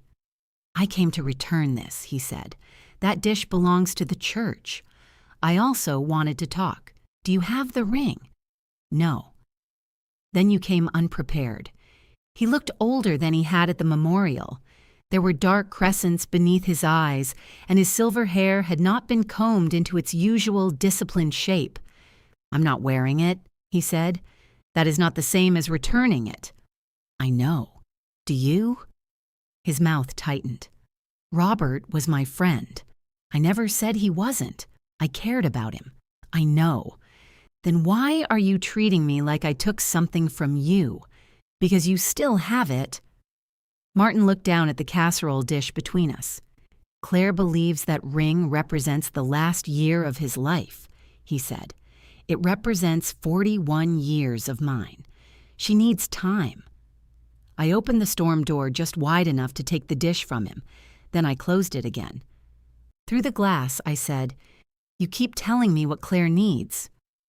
Martin rested one hand on the porch railing. "What do you need, Evelyn? If you have to ask while my husband's ring is in your house, the answer won't help you." He stood there after I walked away. I did not look back until I heard his car start. By the time the smell of cedar faded from my bedroom, the sympathy food was gone too. June took the enchiladas. Sam took a ham and denied it even while carrying it to his truck. I threw away a casserole after finding it behind a container of coleslaw no one remembered bringing. For the first time since Robert died, the refrigerator contained things I had chosen myself. I bought eggs, tomatoes, cheddar, and one pork chop. At the register, I nearly reached for the large carton of milk. Robert drank it by the glass. I used a splash in coffee and sometimes forgot it existed until it turned against me. I bought the small carton. That felt worse than the memorial. Claire called every few days. Sometimes I answered. We learned to speak around the ring with the precision of people walking past a sleeping dog. She asked whether I had found Robert's gray sweater. I said yes. She asked whether I wanted help going through his clothes. I said no. She asked if I was eating. I said yes. We did not discuss what I ate, because the truthful answer was often cheese over the sink. The memorial page continued growing. June monitored it despite my instructions and reported developments as if she were covering a local election. Somebody submitted a story about Robert singing karaoke in Indianapolis, she told me. He never went to Indianapolis. I know. The man in the picture has a mustache. Robert couldn't grow one, I commented. June. I asked whether they were sure. Delete it. I can't. 3 people liked it. I began inviting people for coffee one at a time. Sam came on Tuesdays. June came whenever she felt ignored. Robert's former co-worker Elaine stopped by with a photograph of him asleep during a safety seminar, his mouth open and a pen still in his hand. "He threatened me if I ever showed you," she said. "He's lost leverage." We put the photograph in the study beside the kitchen picture of Robert in my apron. None of those moments appeared on Claire's page. They belonged to the room. As Robert's birthday approached, Claire's calls became more deliberate. She mentioned the dinner without asking me again. She told me Martin was making pork tenderloin. She said Owen had ordered a chocolate cake from the bakery Robert liked. She did not say, "I want you there." I did not say, "Ask me properly." Then, 3 days before the dinner, she knocked on my front door. I opened it. "Thank you for knocking," I said. "I'm capable of learning. I know." She waited. I stepped aside. Claire entered carrying no purse, food, or folders. Without something in her hands, she looked uncertain. She sat at the dining table in the chair Robert used to lean back in. "I want you to come Thursday," she said. "That's better. Please don't make me regret trying. That's less good." She pressed her lips together. I sat across from her. "Will Martin wear the ring?" "No." The answer came quickly. "Did he return it?" "No." "Then how do you know?" "I talked to him. So have I. He said he won't wear it at dinner." "Did he say he'll give it back?" Claire looked at the table. "That's between you and him." "No, it is between you and me. You keep assigning Martin responsibility for a decision you made. I can't physically force him to return a gift. You could tell him it wasn't yours to give. I'm not going to say that. Then nothing has changed." "Something has changed. I came here." The room went still. Claire's eyes were tired. Her hair was pulled into a low ponytail, and there was a pale line across the bridge of her nose where she had taken off her glasses. She looked less like the woman at the microphone and more like the daughter who used to come home from work, kick off her shoes, and eat whatever I had prepared before telling me what she wanted to change about it. "I miss you," she said. The sentence was quiet enough that I almost distrusted it. "I'm here. You know that isn't what I mean." "No," I said, "it isn't." She picked at a small scratch in the tabletop. "Dad's birthday is going to be awful." "Yes, I keep thinking I should call him. So do I. I saw a man at the hardware store yesterday who walked like him. Did he drag the left heel?" Claire nodded. We both smiled. For a few seconds, the ring was not in the room. Then she said, "Martin misses him too." There it was again, carried in gently. I never said he didn't. I want the people who love Dad together. Then why have you made one of them feel like she has to compete for her own place? That's not what I did. I stood. Claire closed her eyes. "Fine. I'm not going to argue about it. You are arguing. I'm inviting you to dinner. Martin will not wear the ring. No speeches about hospice. No memorial page discussion. No one will ask you for anything." That sounds heavily negotiated. It was. With whom? Everybody. I should have refused. The sensible part of me understood that Martin's house had become a stage for Claire's version of Robert, and entering it would hurt. But Robert's birthday had been mine for 41 years, too. "What time?" I asked. Claire's eyes lifted. 6:30. I'll bring wine. Martin has wine. I'm not arriving empty-handed. Bring red. His white is terrible." That sounded so much like ordinary family conversation that my throat tightened. At the door, Claire turned. "I really am glad you're coming. I'm glad you came to ask." She nodded and left. Thursday evening, I sat on the cedar bench to put on my shoes. Robert's side of the closet remained full. I'd started opening the door without holding my breath, but I had not moved anything. His blue shirt hung nearest the frame, one sleeve folded inward as though he had placed a hand over his stomach. "You'd better appreciate this," I told him. I wore my own wedding ring and carried a bottle of red wine Martin would recognize as more expensive than his cooking deserved. Owen opened the door before I knocked twice. "You came." "I was invited." "I know. I just wasn't sure." He took my coat. Behind him, Martin's house looked exactly as it always did. Clean lines, polished floors, and furniture selected by someone who disliked naps. A framed photograph of Robert stood on the sideboard. It showed him on Martin's fishing boat, squinting into the sun. Martin came from the kitchen wiping his hands on a towel. "I'm glad you're here, Evelyn." His left hand was bare. "Thank you for having me." Claire appeared behind him carrying a bowl of roasted potatoes. She wore a green blouse Robert had once told her made her look like a successful houseplant. "Mom." "You look nice." "So do you." Owen took the bowl from her. June had been invited too. She sat in the living room with a glass of wine and raised it when she saw me. "I'm supervision," she said. "You're drinking. I supervise better relaxed."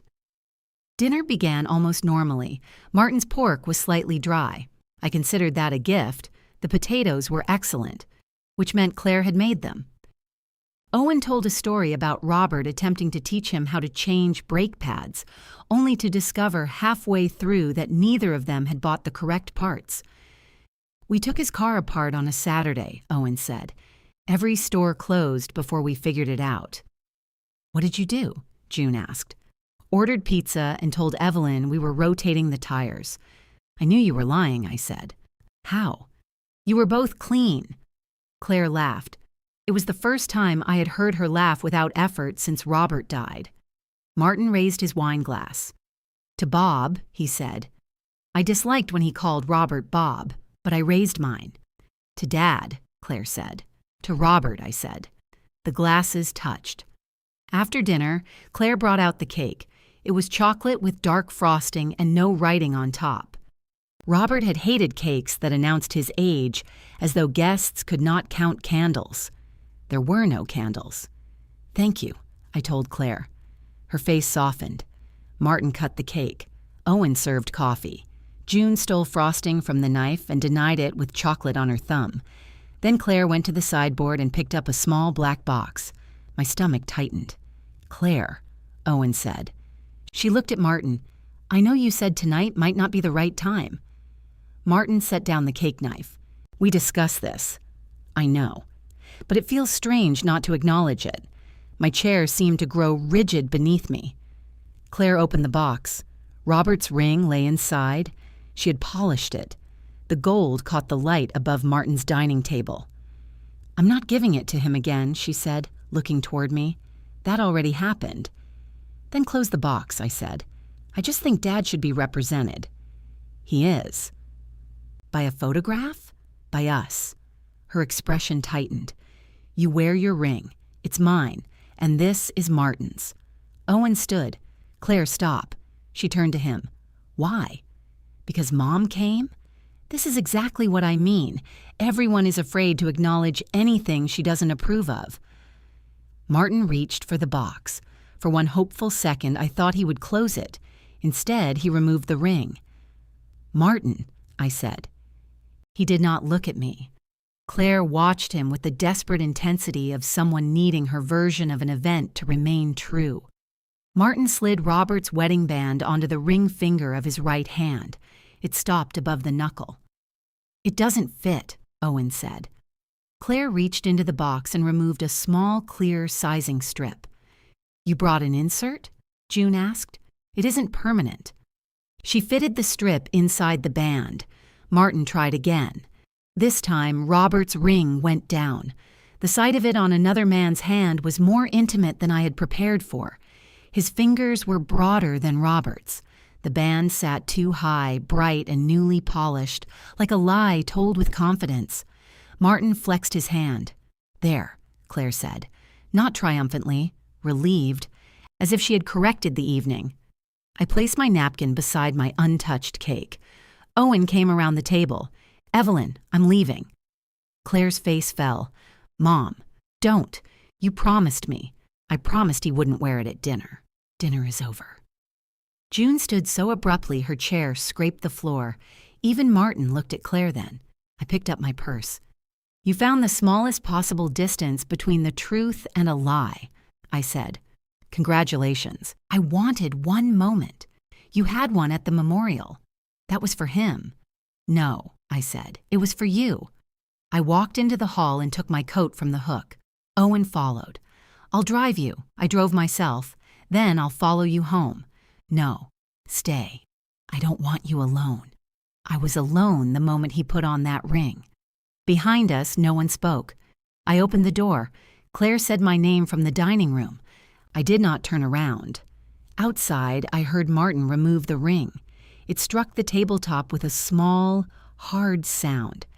That was the only goodbye I took with me. I drove home with both hands clamped around the steering wheel. At a red light, my phone began ringing inside my purse. I did not reach for it. The light changed. The driver behind me tapped his horn, and I shouted something Robert would have admired. When I pulled into my driveway, the porch light Owen had replaced came on. I sat in the car beneath it. The house looked ordinary, curtains closed, newspaper still folded on the porch chair. A pair of Robert's work shoes visible through the garage window because I had not yet decided whether shoes counted as clothes. My phone stopped ringing, then started again. This time it was June. I answered. "Are you home?" "In the driveway." "I'm behind you." Her headlights turned onto my street. "You didn't have to follow me." Owen tried. I told him I was less irritating. That was dishonest. I was under stress. She parked at the curb and came up the driveway carrying her purse and a chunk of chocolate cake wrapped in a paper napkin. "You stole cake during all that?" "It was already on my plate. You wrapped it while I was leaving. I can experience 2 emergencies at once." Inside, June made coffee neither of us needed. I sat at the table and watched her open cabinets she had opened hundreds of times. "She promised," I said. "I know. Dinner is over." June put the coffee grounds down too hard. That was cheap. It was clever. No, clever has charm. That was something a child argues after being told not to eat cookies before dinner. I looked at her. "An adult child," she added. Martin put it on. I saw. He knew. He did. He looked right at me before. I saw that too. June brought 2 mugs to the table. She had made mine too strong and hers nearly transparent, which was how she made coffee when angry. Why? I asked. Because Claire was looking at him like she'd drown if he didn't. That isn't an excuse. I didn't say it was. I wrapped both hands around the mug. She keeps making everyone choose between hurting her and hurting me. June sat down. You're quieter about it. That doesn't mean it hurts less. I know. I looked toward the hallway. Robert's study door was open. From the table, I could see one edge of the urn. Do you think I should have stayed? No. That was quick. I contain. Don't. June ate the stolen cake with her fingers. My phone buzzed on the table. Owen, please tell me you made it home. I answered, home. Another message arrived. I'm sorry. I wrote, I know. Then Claire's name appeared. You humiliated Martin. I showed the screen to June. She read it, reached for my phone, and I pulled it away. I was only going to throw it in the yard, she said. I don't need you fighting for me. You might enjoy it. No. I turned off the phone. June slept in the guest room. She claimed it was because she had drunk wine and could not drive safely, though I had watched her consume half a glass over 2 hours. At 3 a.m, I heard her in the kitchen eating the rest of the cake. I let her believe she was quiet. After she left the next day, I sat on the cedar bench and looked out the bedroom window. The bench gave a small creak beneath me. Don't start, I told it.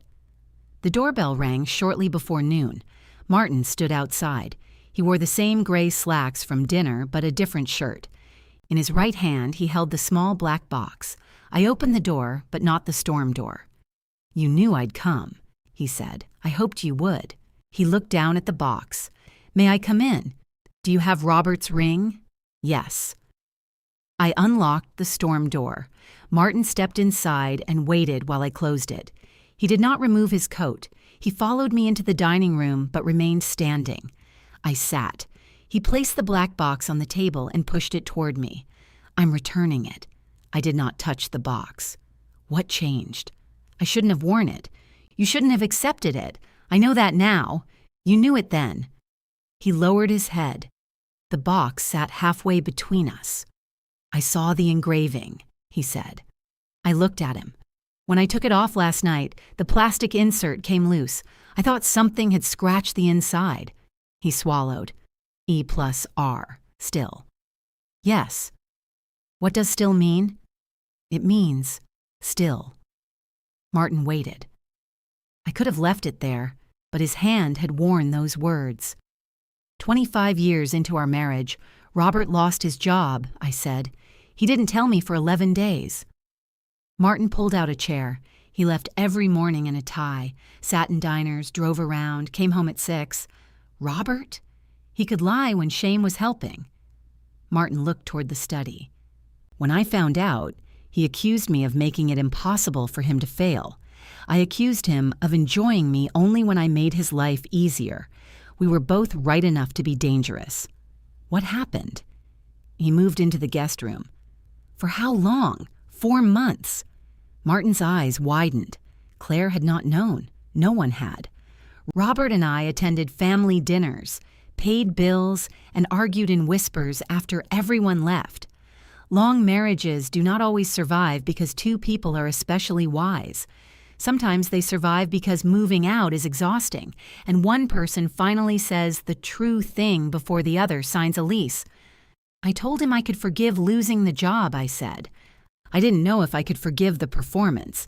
He said he didn't know how to be loved while disappointing me.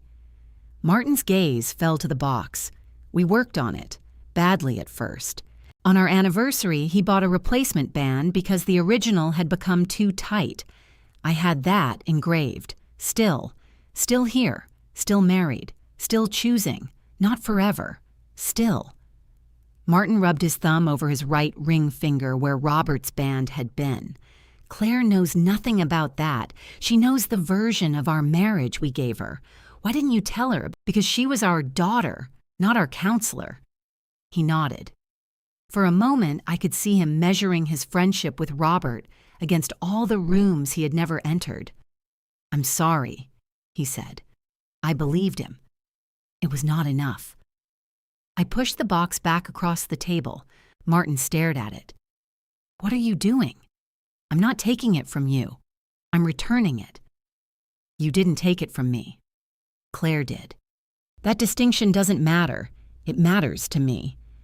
Evelyn, the ring belongs here. Then Claire can bring it."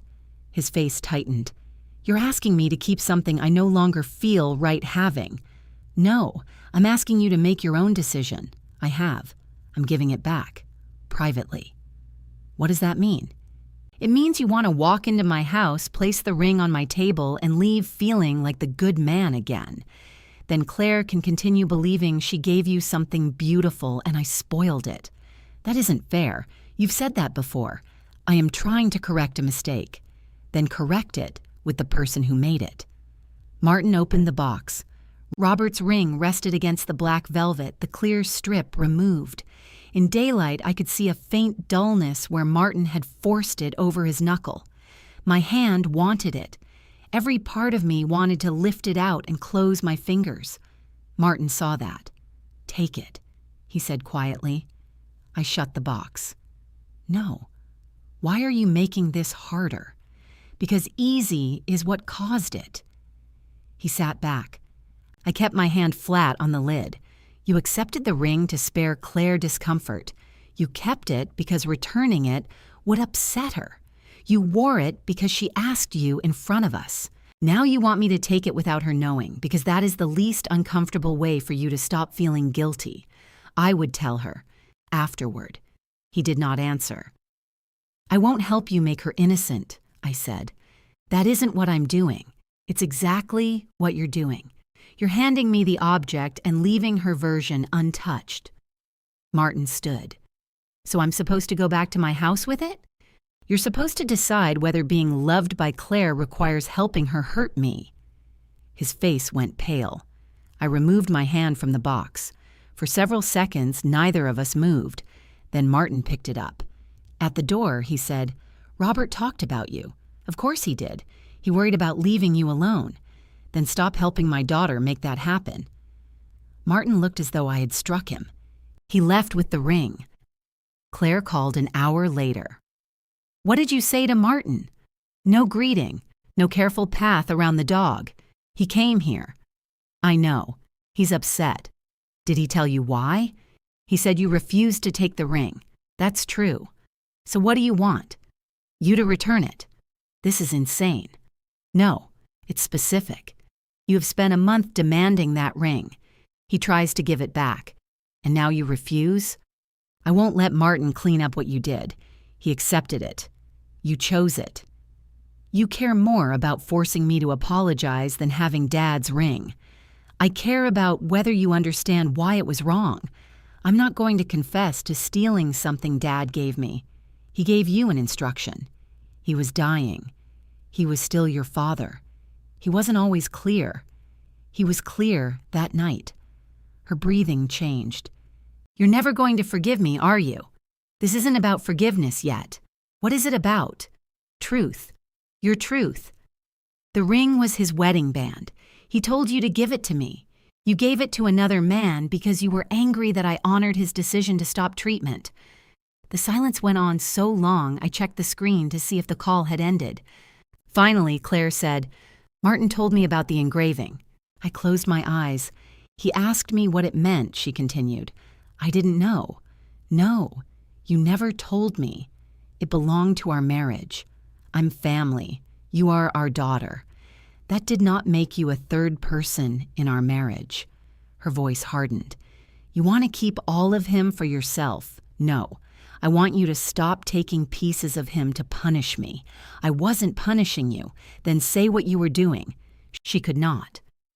I looked at the blue roasting pan in the cabinet, the key on my table, the bench beneath my window, and the empty ring finger on Robert's photograph.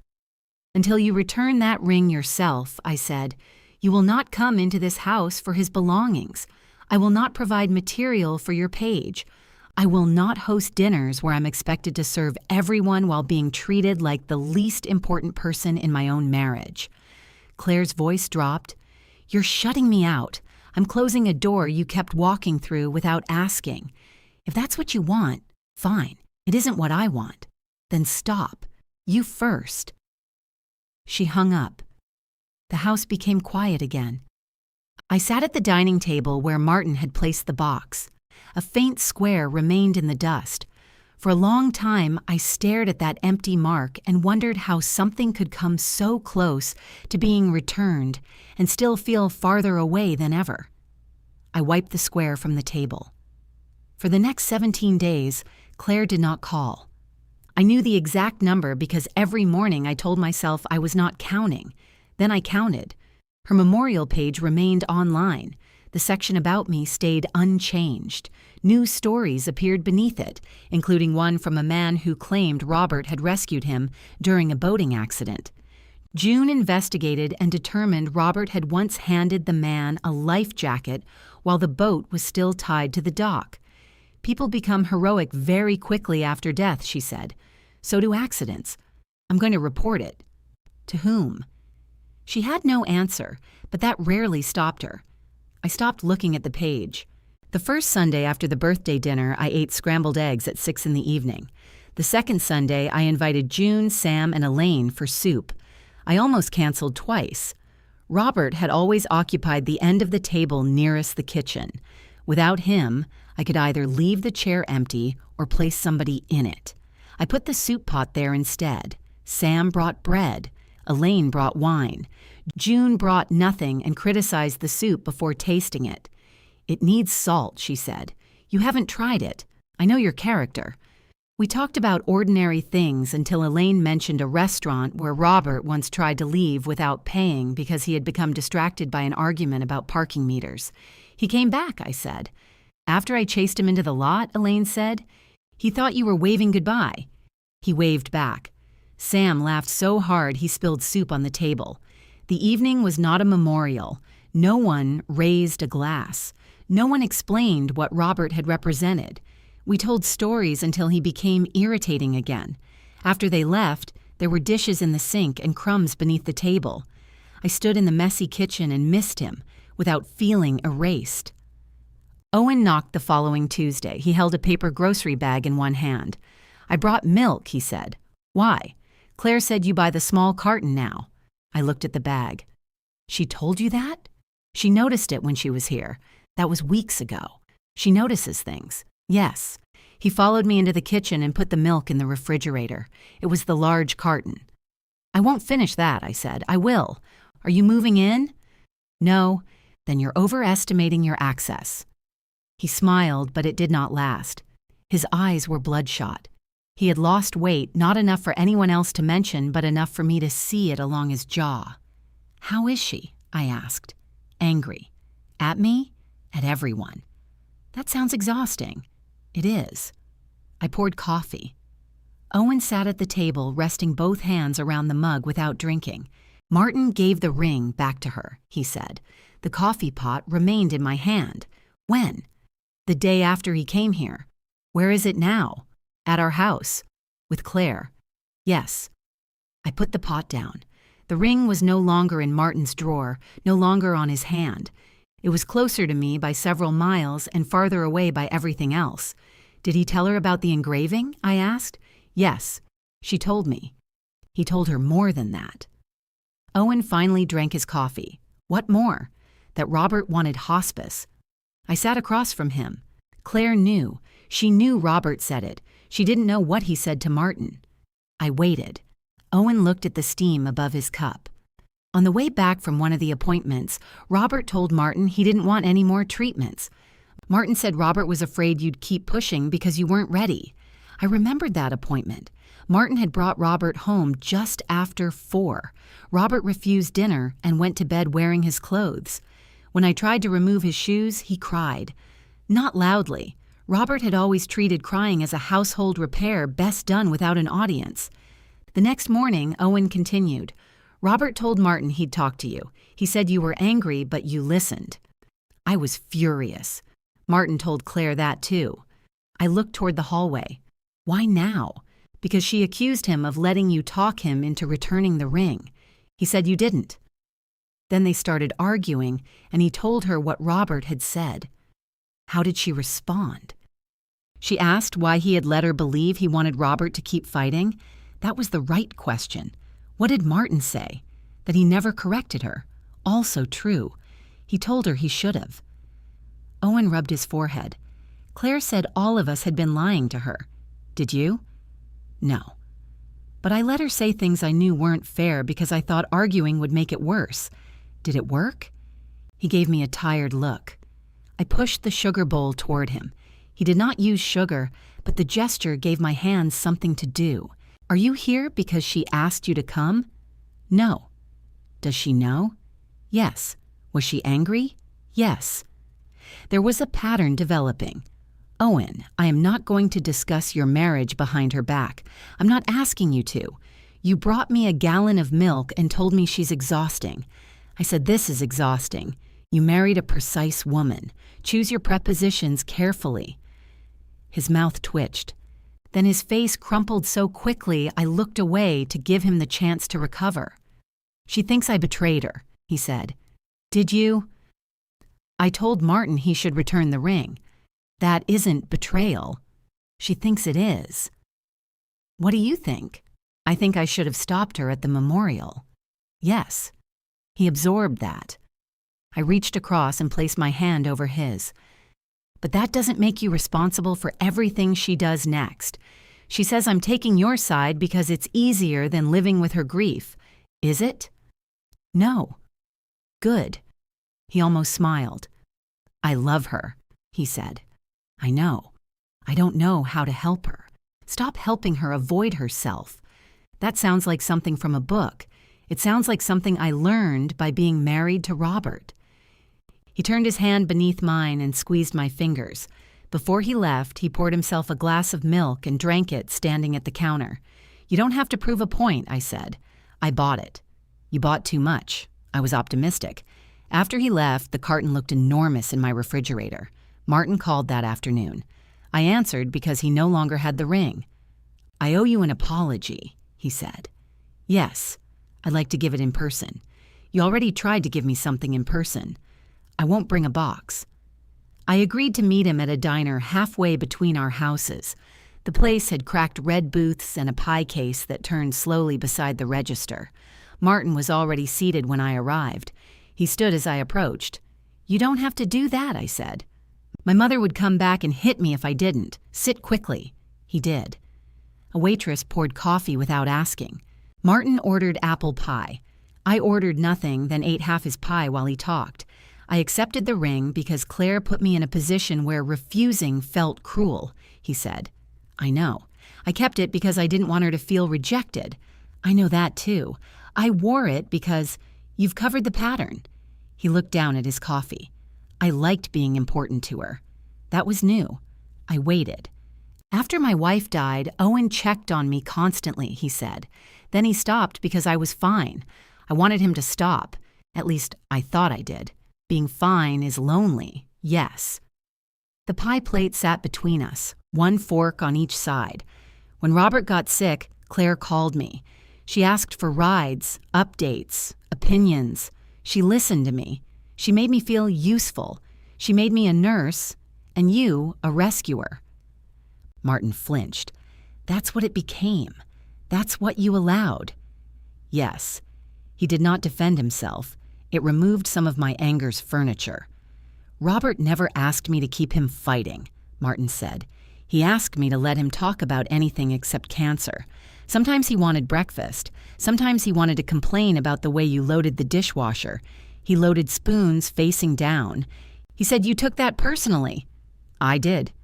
Martin smiled briefly. On one of our drives, he said you were going to look cold after he died. What? He worried about the thermostat, said you kept the house too cold because he was always hot, and he thought you'd keep doing it out of habit. I stared at him. The house had been cold. I had worn sweaters without noticing why. He talked about you constantly, Martin continued. Not like a man trapped by a woman who had given up. Like a man trying to imagine how his wife would occupy the space he left.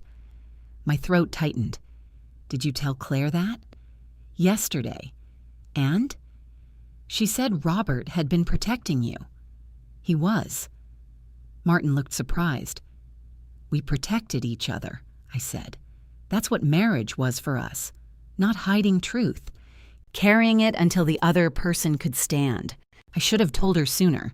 Yes. I was afraid she'd stop needing me. And has she? She won't take my calls. There it was. The consequence had reached him. He slid the pie plate toward me. One bite remained. I ate it. What happens now? He asked. That depends on Claire. She has the ring. I know. She might keep it. Then she keeps the distance with it. Martin folded his paper napkin into a narrow rectangle. Robert wouldn't want the family divided. Robert is not here to ask me to make everyone comfortable. I didn't mean, yes, you did, but I understand. He looked toward the window. I'm sorry, Evelyn. I believe you. Does that help? Not yet. We left the diner separately. At home, I turned the thermostat up 3 degrees. The furnace clicked on. Warm air moved through the vents, lifting the edge of a sympathy card I had not taken down. My phone rang. Claire. I answered on the final ring. For several seconds, neither of us spoke. Then she said, Did you know Martin was going to tell me those things? No, you met with him. After he told you, Owen told you. Yes. Everyone is talking about me. We're talking about what happened. It feels like the same thing. I sat on the cedar bench. Where is the ring, Claire? She began crying, not loudly, like her father. I don't know what to do with it now, she said. Bring it home. I don't know where home is anymore. I closed my eyes. Neither do I said. She hung up before I could say more. I called Claire back. It went to voicemail. I did not leave a message. I sat on the bench with the phone in my hand until the furnace shut off. The room was warmer than I liked, or warmer than I had trained myself to like. That night, I slept beneath the comforter instead of on top of it. I dreamed Robert was in the garage looking for a wrench while I followed him around trying to explain that he was dead. He kept saying, That doesn't tell me where you put it. When I woke, I was furious with him. The anger felt almost like company. Claire knocked at 11. I was still in my robe. Through the glass, I could see her standing with both hands in the pockets of her coat. She had not used makeup. Her face looked swollen from crying or lack of sleep. I opened the door. I called back. I said, I know. You didn't answer. I wasn't ready. Are you now? No. The honesty kept me from closing the door. I stepped aside. She entered and wiped her shoes carefully on the mat. The house key no longer hung from her ring. I noticed the absence, and she noticed me noticing. I brought something, she said. My eyes went to her coat pocket. I figured. She did not take it out. We went into the kitchen.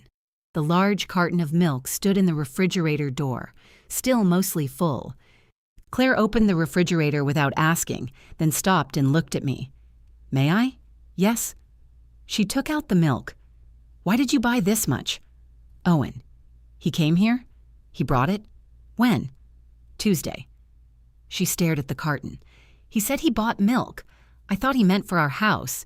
He was very committed to finishing it. He hates milk, I know. For a second, we were both looking at evidence of Owen's poor attempt to care for us. Claire put the carton back. Can I see Dad? He's in the study. I know where the study is. I meant the urn. I know what you meant. She walked down the hallway. I followed. Inside the study, Claire stopped beside Robert's desk. She touched the top of the urn with 2 fingers, then pulled her hand back. You put him by the crossword. It seemed more natural. He can't do a crossword. He couldn't when he was alive either. Claire looked at the page. Gullible has 1 L. Don't tell him. Her mouth trembled. Then she saw the photographs. Robert asleep during the safety seminar. Robert in my flowered apron with sauce on his face. Me beside him, laughing with my head thrown back. Where did that come from? The kitchen drawer. I've never seen it. You've never looked through every photograph we own. I thought I had. That's why I didn't give you the albums. She picked up the picture of Robert in the apron. He looks ridiculous. He was. The page needs this. No. Claire put the photograph down. You still think the page is about erasing you. I think the page makes him look like a man who spent his final year being carried by everyone except his wife. I said you managed his care. I was not his office administrator. What was I supposed to write? That you didn't know is the point. Her shoulders tightened. I knew him. I didn't say you didn't. You keep acting like being his wife gave you a version of him nobody else is allowed to have. It gave me a version nobody else did have. Claire turned toward me. Tell me about the engraving. I sat in Robert's recliner. The cushion still held the shallow slope his body had worn into it. She remained standing. It was after a bad year, I said. Martin told me Dad lost his job. Martin knows the short version. You never told me. You were 12. I was 38 when he died. We did not keep a list of old marital problems to present when you reached the correct age. What happened? I told her. Not every detail. She did not need to know which words Robert had used on the night I told him to sleep in the guest room. She did not need to know I had once driven to a motel, sat in the parking lot for 40 minutes, and returned home because the room looked expensive. But I told her we had nearly separated. I told her Robert had lied from shame, and I had made being needed such a central part of my love that his failure frightened both of us. I told her still was not a romantic word when I chose it. It was a stubborn one. Claire sat on the edge of the desk. I thought you were happy. We were. That doesn't sound happy. It wasn't then. How can both be true? Time. She picked at a loose thread on her coat pocket. Dad always said you two never went to bed angry. Your father went to bed angry whenever he thought he could win by morning. He lied about that too? He preferred the word simplified. Claire smiled despite herself. I looked at her hands. Is the ring in your pocket? Yes. Why haven't you taken it out? Because once I do, you'll think this is over. I won't. She looked at me. I don't know what happens afterward, she said. Neither do I. You got what you wanted. I wanted you not to do it. I can't change that. No. So now what? I give it back, and you keep punishing me? I stood. You keep calling every consequence a punishment. You won't let me have a key. You entered after I said no. You won't give me Dad's things. You gave away the first thing he trusted you with. You won't come to dinner. You lied to get me there. Her face reddened. Dinner was over. You knew that was dishonest when you said it. Yes. The answer came out sharp. We looked at each other. Claire pressed both palms against her eyes. Yes, she said again. I knew. The room seemed to shift. I waited. She lowered her hands. I told myself it was technically true. I told myself you had made everything impossible and I was just finding a way around you. Why was it so important that Martin wear it? I don't know. You do. No, I don't know, in a way you'll accept. Try. She stood and began pacing between the desk and bookcase. When Dad got sick, everything became about what couldn't happen. He couldn't travel. He couldn't eat certain things. He couldn't stay alone. Then he couldn't keep treating it. He chose not to. I know. Her voice broke. I know he chose it. Everyone keeps saying I refused to hear him, but I heard every word. That was the problem. I said nothing. He looked at me and said he was done, like I wasn't enough reason for him not to be. Oh, Claire, don't. She turned away. I know that's selfish. I know he was in pain. I know all the sensible things. But when Martin took him to appointments, it still felt like somebody was willing to try. When you agreed to hospice, it felt like you had crossed to his side. His side? The side where he was leaving. I sat back down. I didn't want to be on that side. Neither did I. You acted like you did. I acted like someone had to hear what he was asking. You were so calm. I cried in the laundry room because the machines covered the sound. Claire looked at me. You never told me. You came into the house carrying hope like it was a medical supply. I didn't know how to tell you we had stopped using it. You made me feel stupid. I was tired. You corrected everything I did. You gave him 2 doses of the same medication because you moved the chart, because he spilled soup on it. We stopped. The old argument hung between us, painfully ordinary. I should have let you help more, I said, even if you did it differently. Claire's eyes filled. I should have asked what you needed. Yes, but none of that made the ring yours. Her face closed again, though not completely. She reached into her coat pocket and removed the black box. She set it on the desk beside Robert's ashes. I thought when he gave it to me, he was choosing me to decide. He asked you to keep it safe. He said when you were ready. He was worried seeing it would hurt me. I thought he meant I would know. Know what? When you deserved it. The honesty was ugly. Claire began crying again. I was angry with you, she said. At the memorial, everybody kept telling you how sorry they were. They kept calling you his great love. And all I could think was that you were the one who signed the papers. So you gave his wedding ring to Martin. Yes. Say why? I just did. No, say what you wanted it to mean. She looked at the urn. I wanted people to see who fought for him and who didn't. She nodded. There it was. Not misunderstanding, not morphine, not a gift moving through her. A verdict. Claire opened the box. Robert's ring lay inside. The clear sizing strip was gone. The gold had a faint scuff near one edge. I'm sorry, she said. For what? Her mouth trembled. For using Dad's ring to punish you. The sentence hurt more than any denial had. I picked up the band. It was warm from her pocket. For several seconds, I could not close my fingers around it. The engraving pressed against the pad of my thumb, too small to read and impossible not to feel. Claire watched me. Does this mean I can come back? She asked. You're here. You know what I mean. Yes. I placed the ring on Robert's desk. The key does not come back today. Her face fell. I returned it. I know. I admitted what I did. Yes. What else do you want? Time in which your apology is not another way to get immediate access. So I'm still being punished. No. We're not going back to the arrangement where you decide the problem is finished and I make dinner. I didn't ask you to make dinner. You asked if you could come back. I want my mother. You have one. She has a locked door now. Claire looked toward the hallway. Will you take the page down? I asked. All of it? The section that tells strangers I managed Robert. I can rewrite it. Not yet. Remove me until you know me. She nodded slowly. Can I keep Dad's section? That page is yours. I'm not asking you to stop grieving. She picked up her purse. At the door to the study, she looked back at the ring. Are you going to wear it? I don't know. Will you tell me what you decide? No. She flinched. Then I added, but you can ask me another time. Claire nodded. At the front door, she waited as if expecting a hug. I was not ready. She understood before I said anything. Goodbye, Mom. Goodbye, Claire.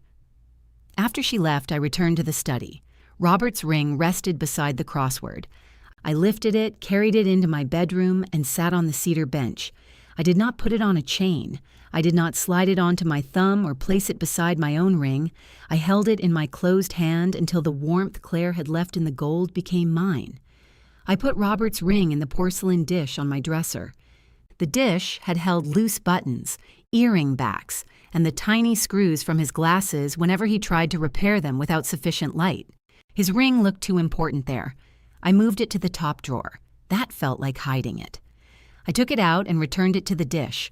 By midnight, I had relocated the ring 6 times. Finally, I left it beside my own hand lotion and turned off the lamp. The next morning, Claire's memorial page was gone. Not edited, gone. I knew because June called before 8. She took it down, she said. I know. You checked too? No. Then how do you know? Because you called before 8. June ignored that. All of it, she said. Even the karaoke rescue. Boating. He may have been singing. I sat up in bed. Claire had sent one message. I took down the page. I'll keep the stories privately until I can do something that isn't about proving a point. I read it several times. Then I answered, thank you. 3 dots appeared. You're welcome. Nothing else. I got dressed and sat on the cedar bench to put on my shoes. Robert's ring remained in the dish. For 4 days, Claire did not contact me.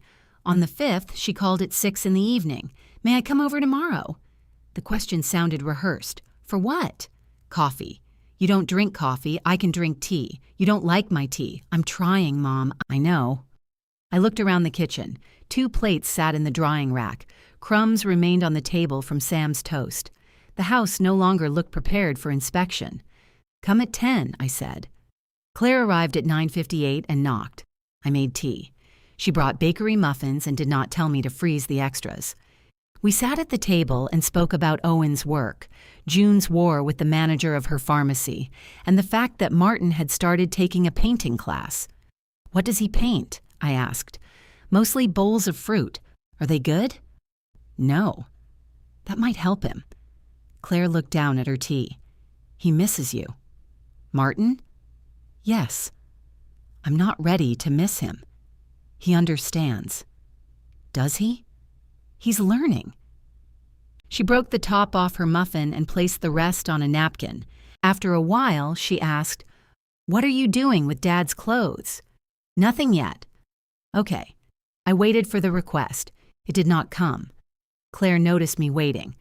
"I'd like his gray sweater someday," she said. "But I'm not asking now. You just did. I'm saying I'd like it. I'm not asking you to decide." That distinction mattered. "I know which one," I said. "He wore it to our rehearsal dinner. He spilled red wine down the sleeve. I thought that was gravy. It was both." Claire smiled. When she left, she carried the untouched bottom half of her muffin in a paper napkin. She did not clean the kitchen, ask for the key, or open a cabinet. The visit lasted 46 minutes. It exhausted me more than hosting Christmas. That became our rhythm. Claire called before coming. I sometimes said no. The first time she went quiet, then said, "All right." Another day. She did not ask why. The second time, she brought soup and stayed for lunch. The third, I called her. I nearly hung up before she answered. "Is everything okay?" she asked. "Yes." "You called me." "I'm aware."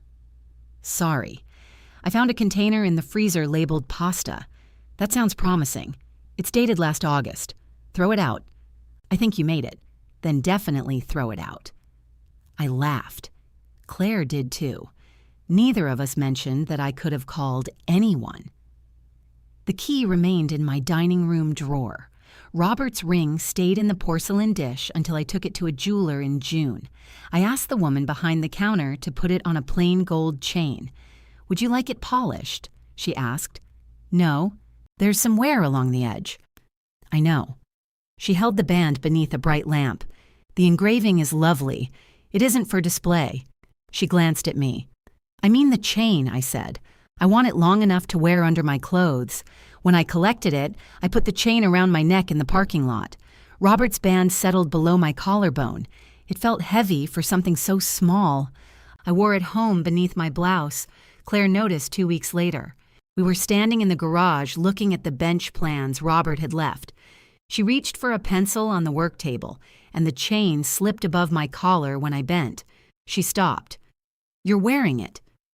"Yes." "Can I see?" I hesitated. Then I lifted the ring into my palm. Claire did not touch it. "The scratch is still there," she said. "Yes." "From Martin?" "Probably." Her face tightened. "I'm sorry, I know." I let the ring fall beneath my blouse. Claire looked at the bench-shaped empty space in the garage. "It looks strange without it here. It's under my window. Do you use it?" "Every day. I'm glad." She turned the pencil between her fingers. "Is Sam still coming on Tuesdays?" "Most Tuesdays." "And June?" "Whenever she believes I'm enjoying myself without her." "What about Sunday dinners? What about them? Are you ever going to have them again?" I leaned against the work table. "Not the way we did." "Because of me?" "Because I don't want to spend every Sunday cooking for people who assume the house is open. We could take turns. At your house or Martin's. Martin cooks dry pork. He knows. Who told him?" "Everyone." I smiled. Claire placed the pencil down. "I don't expect the key back," she said. "I'm glad." That sounded cold. It wasn't meant to. I know. She had become better at letting a sentence end without forcing it to comfort her. We began taking turns. Claire hosted first. She invited me, Owen, and Martin. Not June, because Claire said one difficult relationship at a time was sufficient. Martin opened the door when I arrived, though it was not his house. He stepped back as if I were someone whose space he needed to respect. Evelyn. Martin. He looked thinner. His hair had grown long over his ears, perhaps because the barber from the memorial page had lost confidence. Dinner was spaghetti. Claire made too much sauce. Owen burned the garlic bread and called it artisanal. Martin waited until Claire went to the kitchen before speaking to me. "I'm sorry," he said. "You've apologized. Not for letting her make me the good man in Robert's story." I set down my fork. "I knew it wasn't true," he continued. "Maybe not at first, but by the memorial, I knew what she was doing. Why didn't you stop her? I liked the part." The answer was small and honest. "Do you still?" "No." Claire returned carrying grated cheese. Martin did not change the subject. "I was telling your mother I'm sorry," he said. Claire put the cheese on the table. "For the ring?" "For enjoying what it said about me." She sat beside Owen. "I'm sorry for giving you that role," she said. Martin nodded. No one tried to conclude the moment. We ate spaghetti. Afterward, Claire asked if I wanted to take leftovers. I said yes. She gave me one container instead of filling a grocery bag with enough food to imply incapacity. On my turn to host, I made tacos. I invited June, too. The first 10 minutes were terrible. June stared at Martin. Martin commented on the weather. Owen ate shredded cheese directly from the serving bowl until Claire slapped his hand. Then Sam arrived half an hour early because he had written down the wrong time. He looked around the table. "I thought this was tomorrow." "It is for you," June said. Sam took Robert's old chair because it was the only one left. I watched him sit. Pain moved through me, fast and clean. Then Sam reached for a taco shell, crushed it in his hand, and said, "These are defective." Robert would have said the same thing. The evening continued. Repair did not look like forgiveness. It looked like repeated opportunities to behave differently. Sometimes we failed. Claire once entered the study without asking and began opening a desk drawer. I told her to stop. She accused me of watching her like a thief, then went home angry. She called the next morning. "You were right," she said. "I was watching you like a thief. I gave you reason. I don't want to keep doing it." Then I'll ask. Another time, I mentioned the ring during an argument that had nothing to do with Robert. Claire stopped me. "You said I couldn't decide when the problem was finished," she said. "Can you use it forever?" "No." I hated that she was right. "I'm sorry," I said. We kept going. The urn stayed on Robert's desk through summer. I dusted around it. I moved it once to retrieve a book, then returned it to the exact place. I had told everyone I was waiting until I knew what Robert would want, but I knew. There was a lakeshore 2 hours north where we had spent anniversaries whenever we could afford the motel nearby. Robert liked to stand at the edge and skip stones badly. He had once said, without any illness or ceremony around the sentence, "Put me somewhere with water, just not the toilet." I had called him disgusting. He had said that was not a no. In September, Claire came for tea. Our 42nd anniversary would have been the following week. "I'm taking Robert to the lake," I said. She placed her cup down. "When?" "Thursday." "Who's going?" "I want you to come." Her eyes filled immediately. "Owen? No. June? No.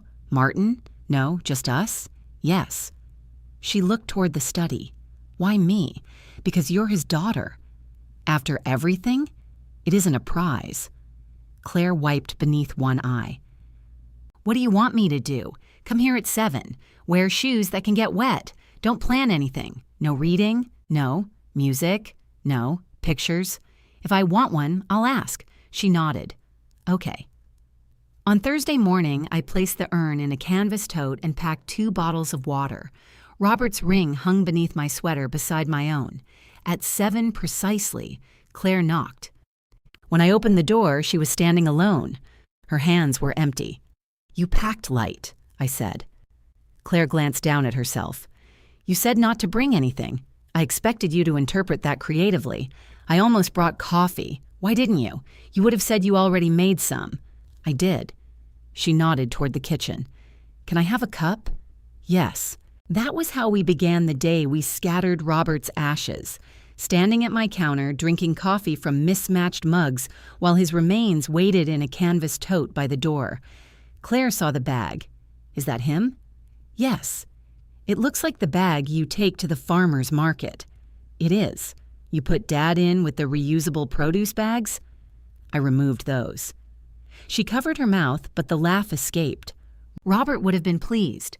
When we were ready, I lifted the tote. "Can I carry him?" Claire asked. "Not yet." She nodded and opened the door for me. I drove. Claire fastened the seatbelt around the canvas bag in the back seat without being asked. She pulled the strap tight, then stood looking through the open door. "Too much?" "No," I said. He hated sudden stops. She closed the door. For the first half hour, we listened to an oldies station. Claire changed it when the Beatles came on. I noticed. "What?" she asked. "Nothing. You made a face." "I didn't. You've always thought Dad hated the Beatles. He tolerated them. He owned 3 albums. You bought him those. He asked for Abbey Road. He liked the cover." Claire turned the volume lower. Martin said Dad listened to them in his truck. Martin's musical testimony is unreliable. He paints terrible fruit now. He has no reason to lie. I smiled. "Your father liked something," I said, "and in my life. He disliked most of the rest.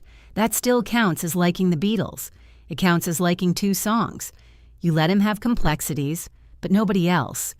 The comment was light, but not entirely. I kept my eyes on the road. "I'm working on that. So am I." A sign for the state highway appeared ahead. I took the exit. The land became flatter as we drove north. Cornfields ran along both sides of the road, already dry and beginning to yellow. Robert used to narrate those fields as though he had agricultural expertise. "Corn's late this year. That field needs rain." I once asked how he could tell. He said farmers put up signs. We stopped at a diner 40 minutes from the lake. Robert and I had eaten there enough times that I knew which booth had a broken spring. I chose that one. Claire sat across from me and immediately shifted to one side. "Why are we tilted?" "Your father liked this booth." "Why?" "He thought the broken seat made it private." "That doesn't make sense." He was often confident instead. The waitress brought menus. Claire ordered oatmeal. I ordered eggs, bacon, and toast. "You hate bacon," she said. Robert loved it. "Are you eating for him?" "No. I'm ordering it so I can complain that it's too crisp." When the food came, the bacon was perfect. I complained anyway. Claire ate half of it. Over breakfast, she asked about the lake. "What anniversary did you start going there?" "Our 4th. "Why?" The beach was free, and the motel took cash without asking why 2 adults had no reservation. Romantic. We had $11 left after the room. "What did you eat? Peanut butter crackers from a gas station?"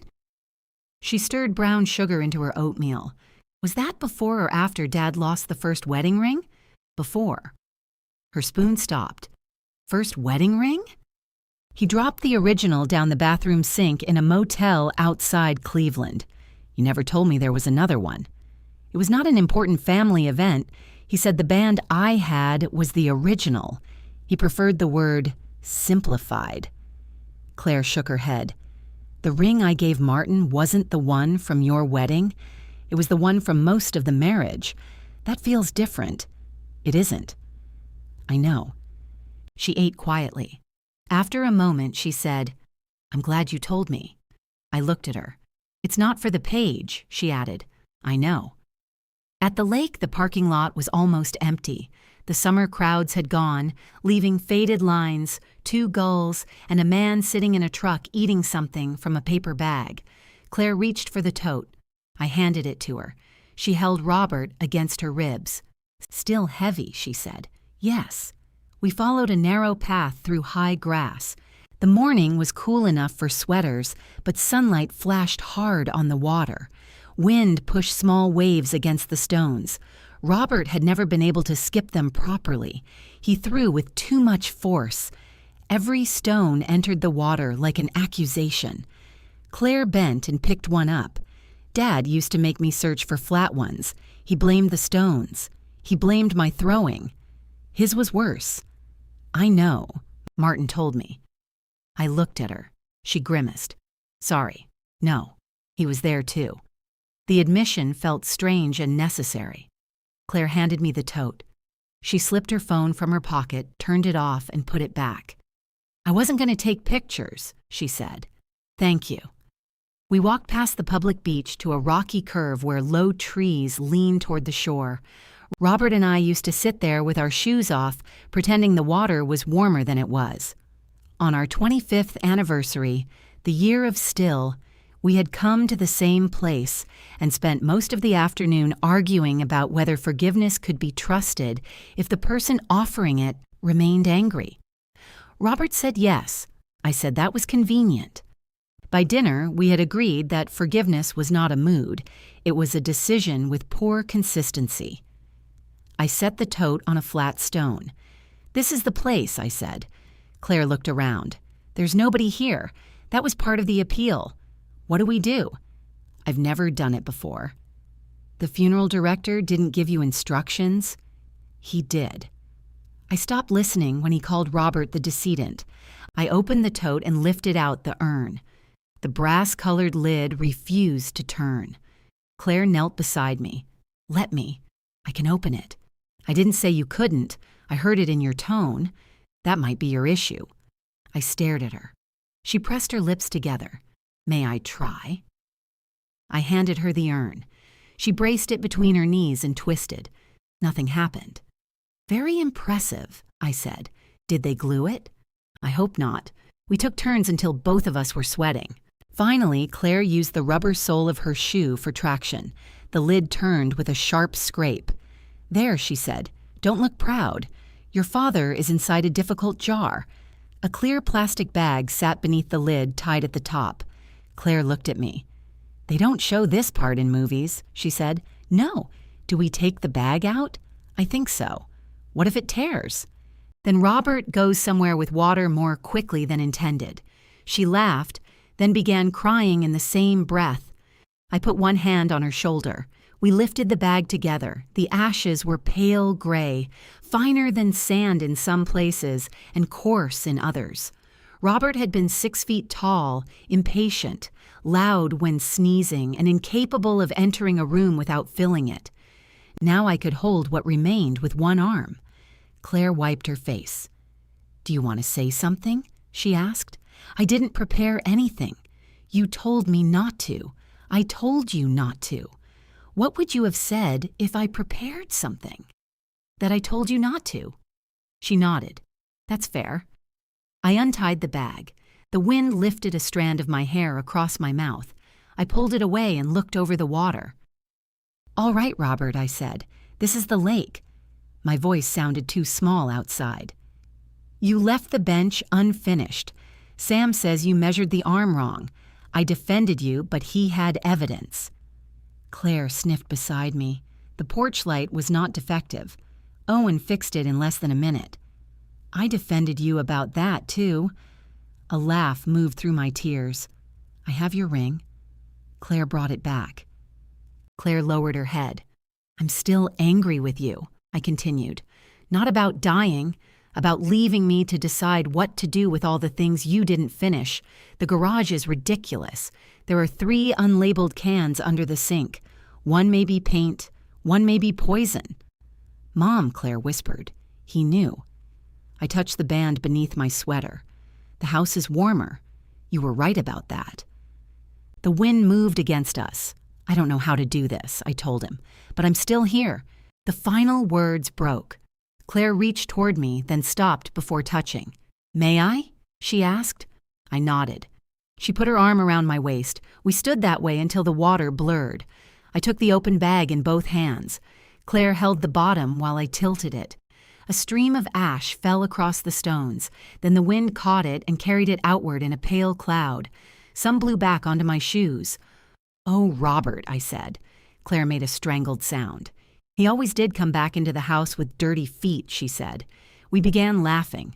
We laughed while we cried, holding the bag between us as Robert scattered over the water in uneven bursts. Nothing about it was graceful. The wind changed. Ash clung to the cuff of Claire's coat. She tried to brush it off, then stopped. The last of it settled into the shallows and disappeared. We remained at the edge with the empty bag.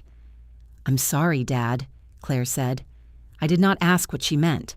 Some apologies did not belong to me. She crouched and rinsed her hands in the lake. I did the same. The water was painfully cold. We sat on the stones to dry in the sun. After a while, Claire said, "I thought accepting hospice meant you loved him less." I know, I needed it to. Why? Because if you could love him and let him choose, then I had no reason to be angry with you. You still had reasons, not the one I wanted. I looked at her. "I was angry with him," she said. "I couldn't give his ring to someone else to punish him, so you punished me." "Yes." The word carried no defense now. "I don't know if I'll ever stop being sorry," she said. "You will." She looked startled. "Not entirely," I added, "but enough to live." "You should." What if that feels like making it small? It isn't small. It just doesn't get to be the only thing between us. She watched the water. "Are we all right?" "No." Her face fell. "We're better," I said. "That's more honest." She nodded. On the walk back, Claire carried the empty urn. She did not ask what I planned to do with it. At the parking lot, she placed it carefully in the canvas tote and fastened the seatbelt around it again. "You know it's empty," I said. "It can still fall over." I let her tighten the strap. We drove home with the radio off. Halfway there, Claire asked whether I wanted her to drive. "No." "Okay." 5 minutes later, I pulled into a rest area. "My leg is cramping," I said. "You drive." She did not smile at the victory. At my house, Claire carried the tote to the front door. I unlocked it. "Where do you want this?" she asked. "Robert's study." "May I?" "Yes." She set the empty urn on the desk beside the misspelled crossword and returned to the hallway. "Do you want me to stay?" she asked. I considered the question. "No, I'm tired." "All right. No hurt performance, no argument." She picked up her coat. At the door, I said, "Sunday dinner is at 6. Claire turned. "Here?" "Yes. Should I bring anything?" "Potatoes? The blue pan?" "Don't push it." She smiled. On the porch, she reached toward my hand and stopped with her palm open between us. She waited. After a moment, I placed my hand in hers. This time, she did not decide when I was ready.